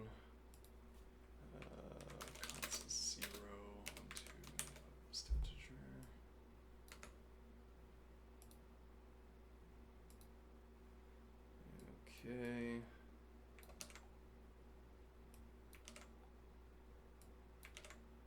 This will be const 2 and const 3. Rather const 1, 2, 3. This is taking substantially more time than I anticipated. Alright, now this will be a let check. Doesn't really matter, but we'll go ahead and do that. Alright, and now this will have output list integer, and now we'll do const 0 on output list integer, and sub 1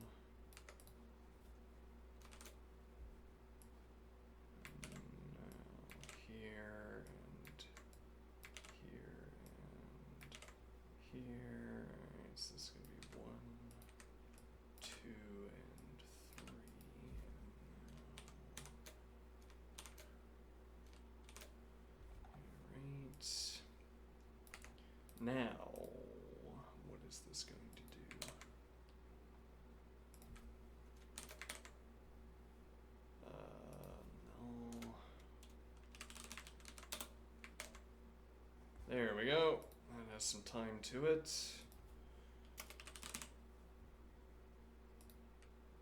Though not obviously because I added the cons. Yeah, but whatever.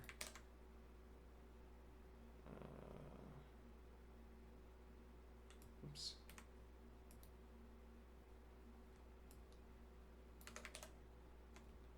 Alright, 93, 95, 62 garbage collection, 93, 89, 78, 89, 62, 77.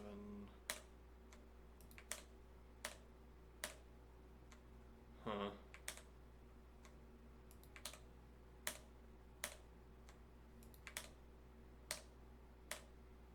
Might just be preference.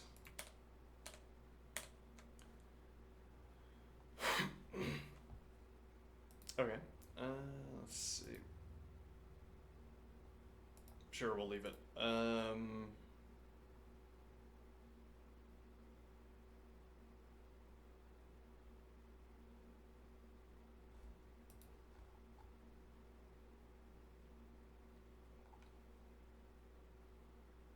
So there's a point here that this is negative 1,000 to 1,000, so more cases are falling to the end. Like half of all cases by default are going all the way to the end, so they have to pass through all of the checks. If there's, yeah, I don't know how to think about that, but good point. Alright, so let's see, list management function.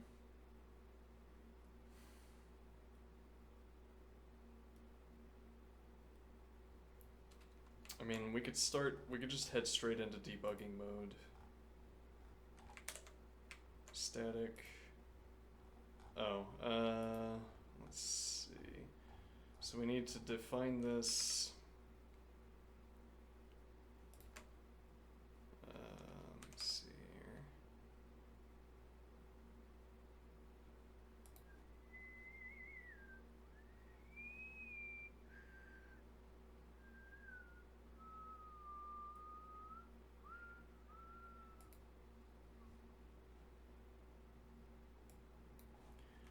Okay.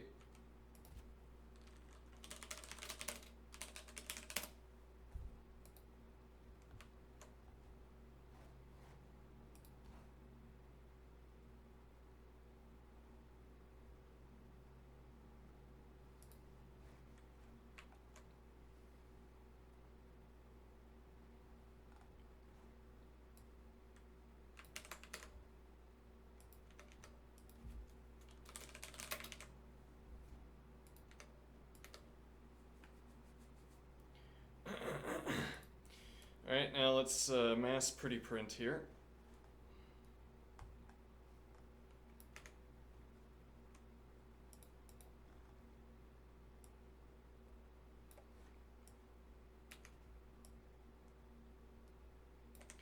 Alright, so far as we understand it, this is the correct way to do our /vector. Okay, and then we want to call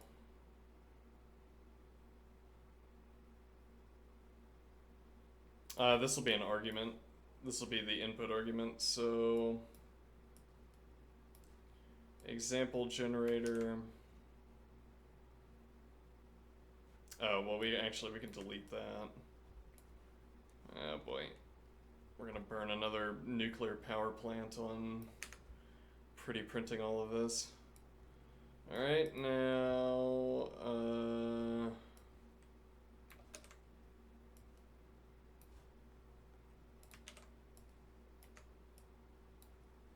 this will be the first argument. Position. Yeah, we could do a let pass vector integer is this thing. Alright. And now pass vector integer. Position will be sub1 vector length pass vector integer. Last 0 position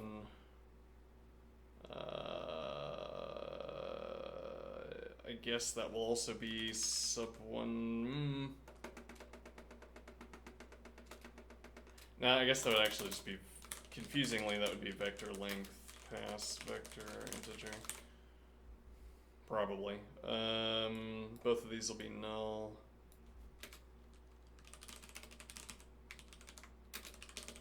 Okay.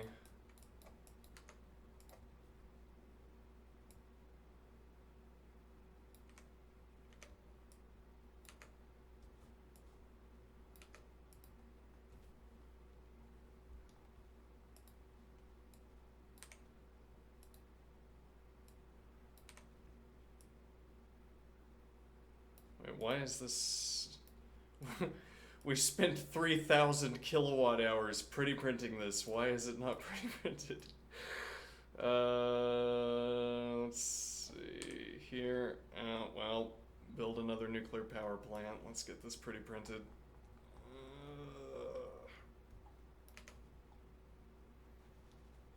Computer's crashing. Alright, there we go.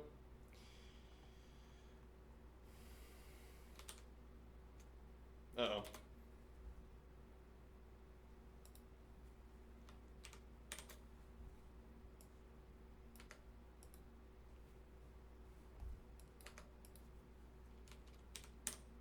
Alright, static.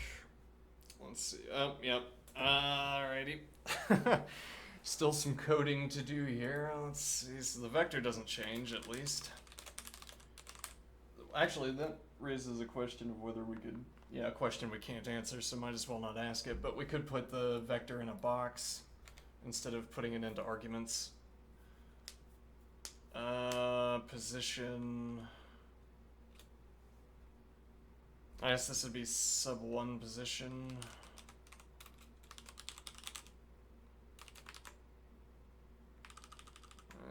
Okay, and then min position.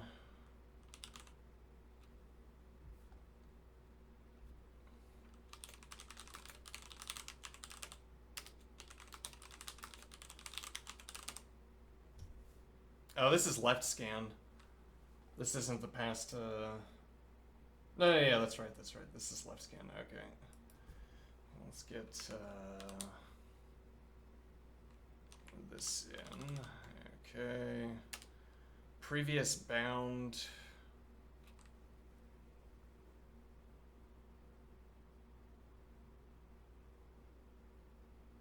So there are going to be 2 calls to left scan. Yeah, this up here. Alright, and in this one...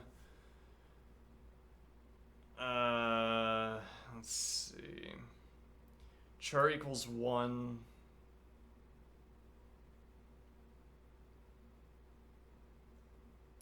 Hold on.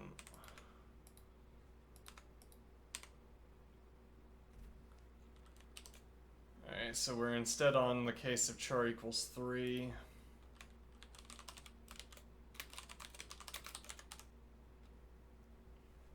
Alright.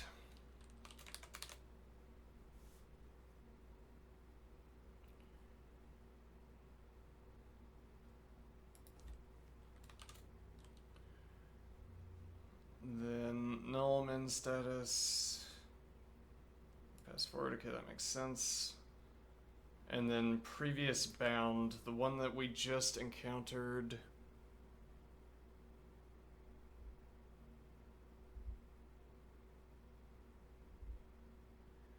The problem here is that the previous bound argument name is not descriptive, is not suitably descriptive. We'd have to remember what function it's serving. Should just tell us. Okay, so how exactly is previous bound working? So that's telling us that we've encountered, right, so we're going to be scanning left and we want to group together duplicates. So the previous is, yes, this previous should be char 3. Okay. Multiplier left will be 0, start out at 0. Multiplier right, that's more complicated. We have to figure out how to pass that value. Accumulator integer. Alright, let's just put accumulator integer into a box.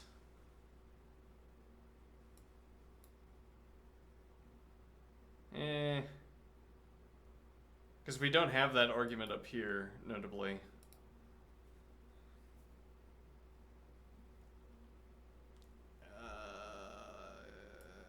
Okay. Multiplier left. 0. Multiplier right, we don't know. Min list will be null. Max list will be null. Alright, now left scan function.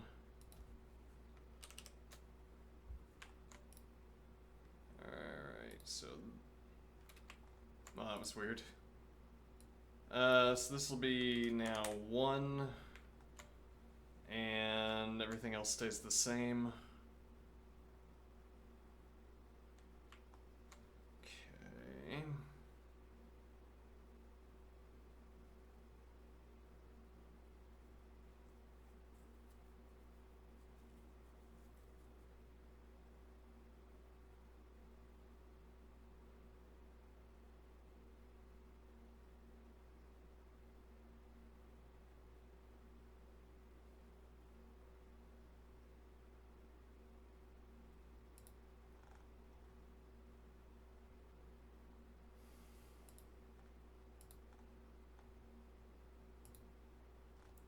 Why do we suddenly lack parens?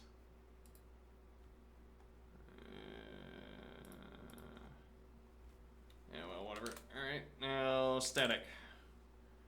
Collection scan.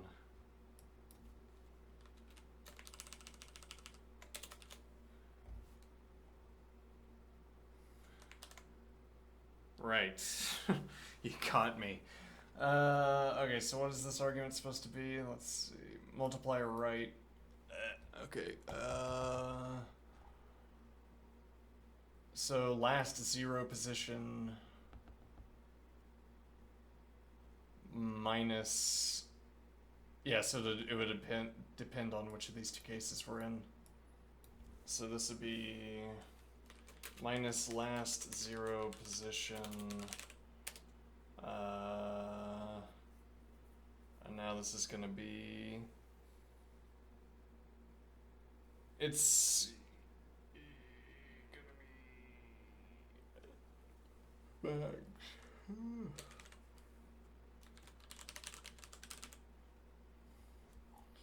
max status. Okay, status.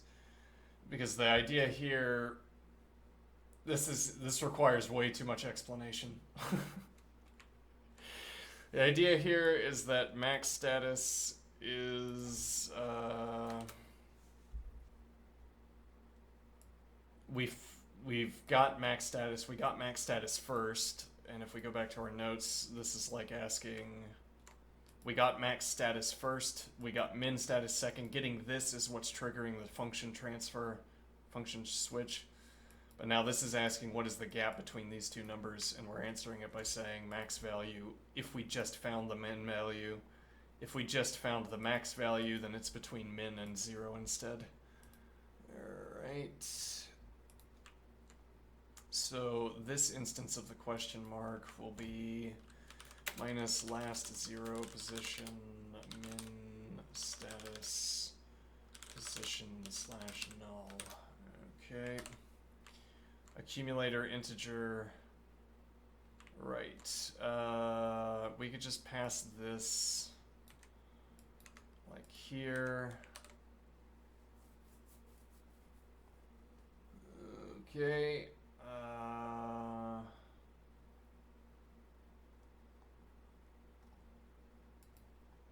Yeah. And that explains our parent question earlier.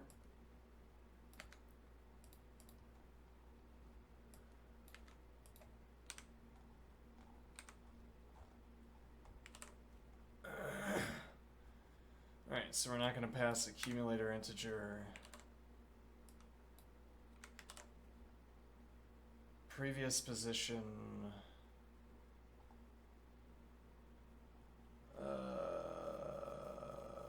Previous bound.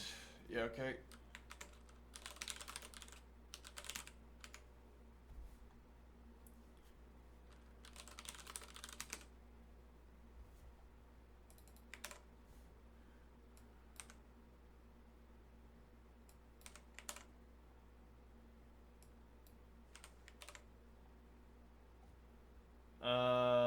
Right, so this needs to be specified to nums.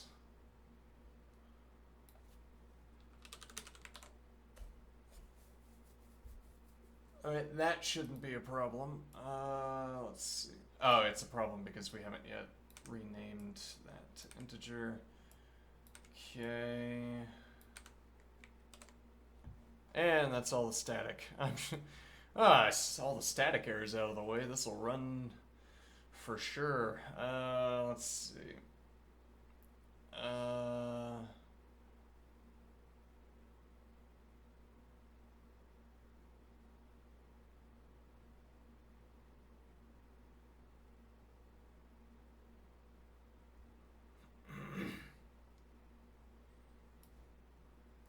All right. Can we get a first try pass? What do you think? First try pass? Oh, maybe. Okay. So count subarrays. 1, 5.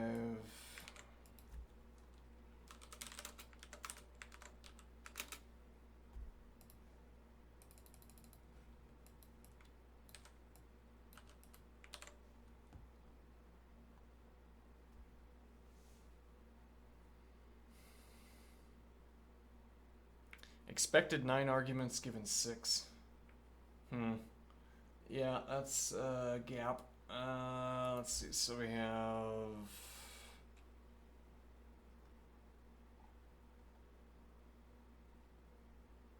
min position and max position did not get added to this call to left scan.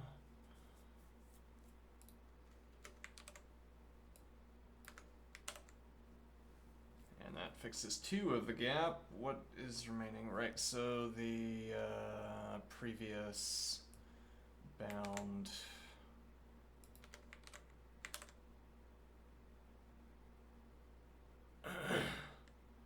expected char given -1. Given -1. So you say.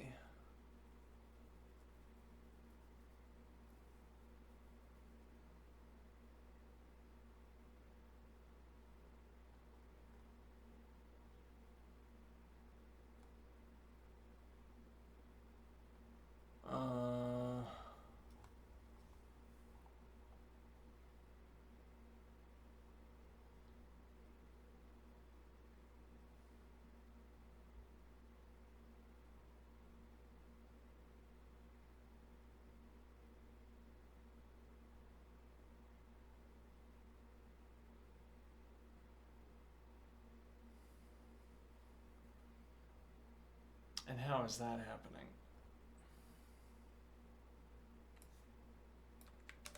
I said it's a char. How could it be an integer? Let's see. Display.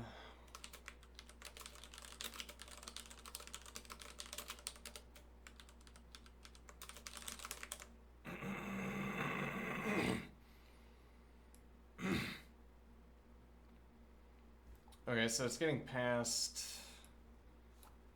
Let's see. It's getting passed by left scan display. And then I'll display.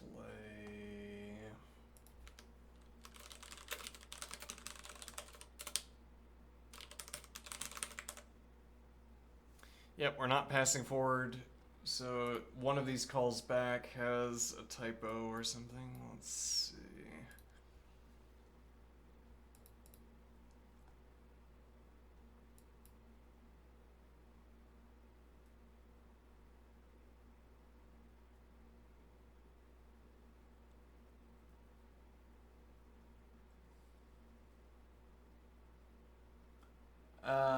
Yeah, here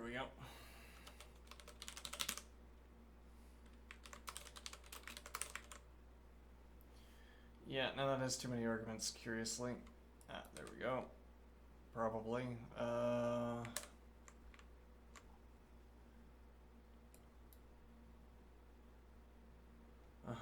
Yeah, we don't have a dope in yet.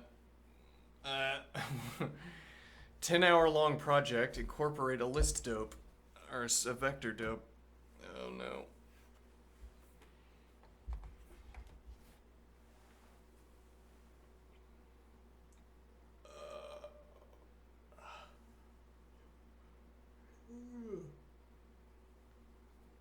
Okay.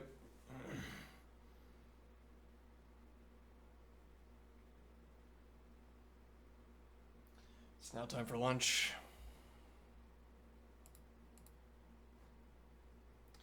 What am I working on? Yesterday's daily elite code problem.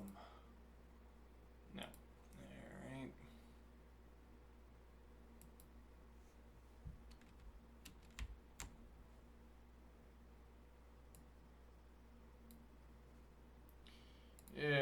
Okay.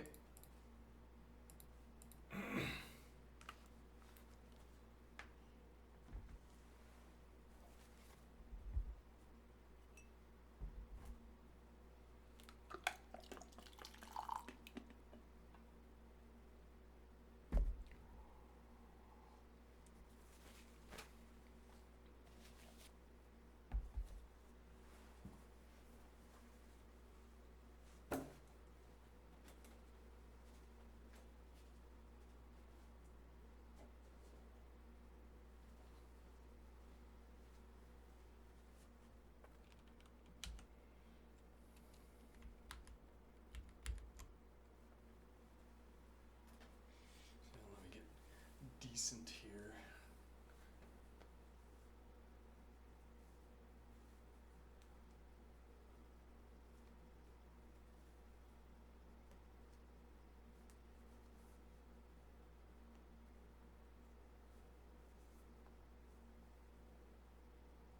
Okay.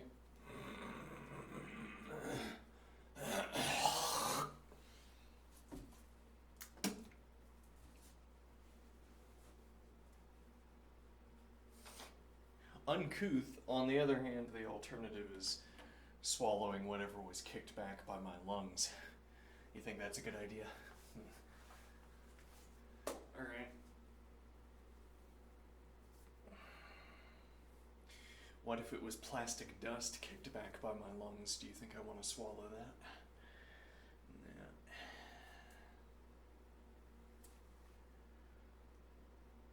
So, 10 minutes of exercise into lunch. Oh, speaking of 10 minutes, let me get my stopwatch running. So, model usage remains halting and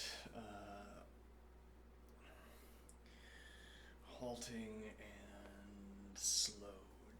Yeah, okay, sure. And why do I say that? Now, I don't want to say that the model has disappointed me in any regard. That would not be a correct assessment. I'd say the model is doing better than I anticipated. It's actually sort of a bracing experience to interact with the model. Now, I think it's a little bit overly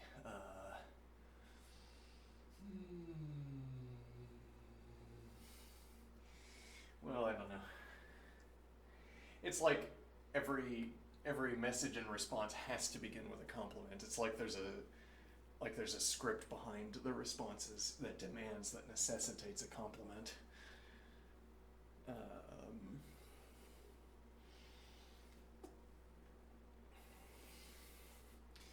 That's not really what I want to talk about, though. It's yesterday we had our lengthy discussion about, or question about, the ethics of model usage. Okay, and I guess I said by hell or by high water we're going to end up using the model. So the ethics are out of the way, I guess.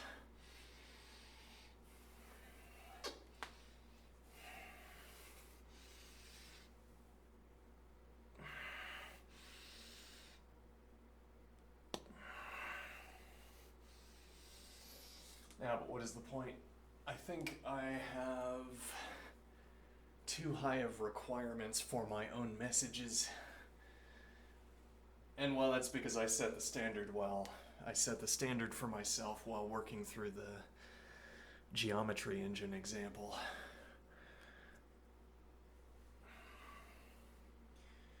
It's like I have to match that level of synchronization between what I say and what I want to say. This is a curious way of characterizing the relationship between text and what's in my head, which is that there's a kind of synchronization level where the words really feel good. The words in my head feel good as a way of capturing what I'm thinking. I can feel there's a match between the words and what I want to say. And now, while working on the geometry engine, I took great care to maintain this high synchronization rate between what I was saying and what I wanted to convey. But maintaining that high synchronization rate means I type slowly, and I get stuck in deliberation, which means that I don't post the next message, and the conversation stalls out.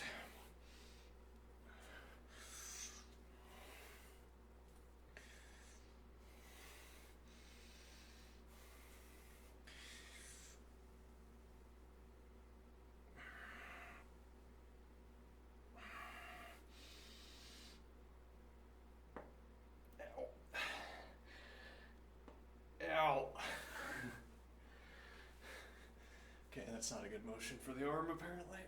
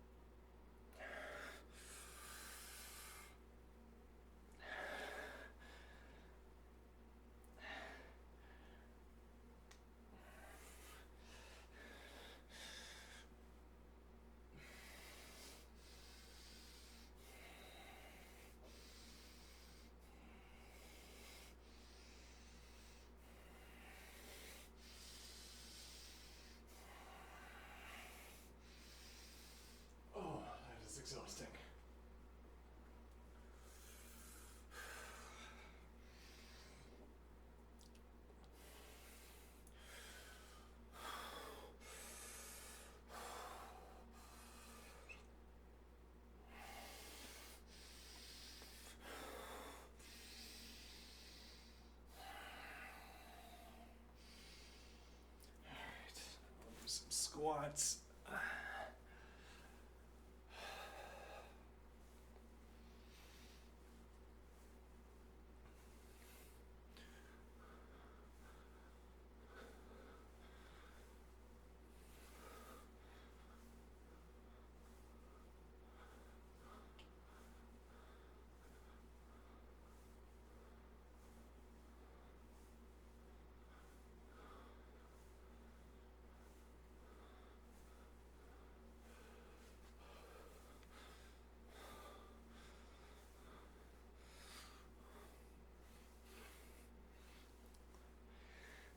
Nice thing about this isometric exercise,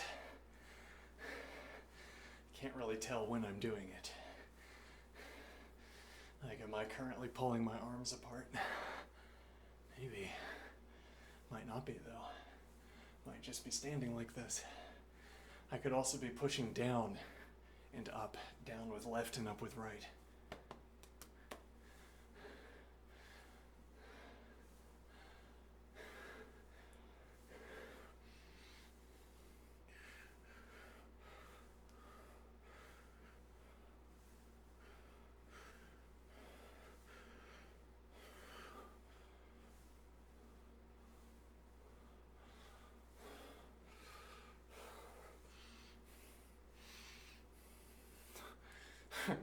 This is just like how I like to stand, you know?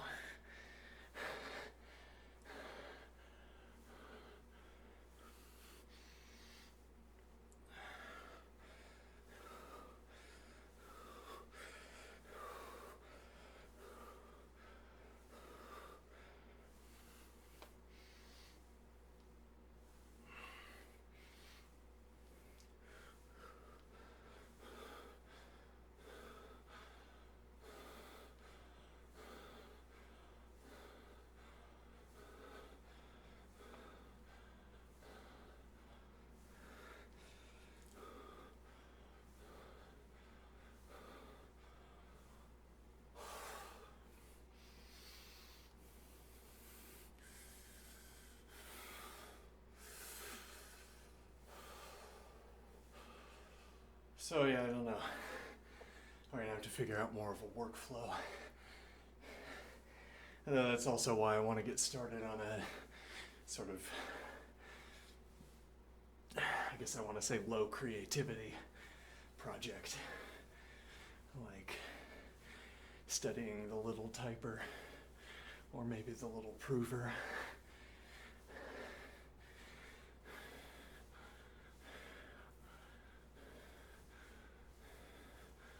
Maybe both, one after the other. I say low creativity project. I want a project where I know that I want to work on a project with a model where I suspect that I am not rate limited, as it were. With the geometry engine example, I'm going to be rate limited. I guess it's complicated and difficult to describe. And creative. Anyway, I'll be back after lunch. I'll make a decision at that point. Okay, see you soon.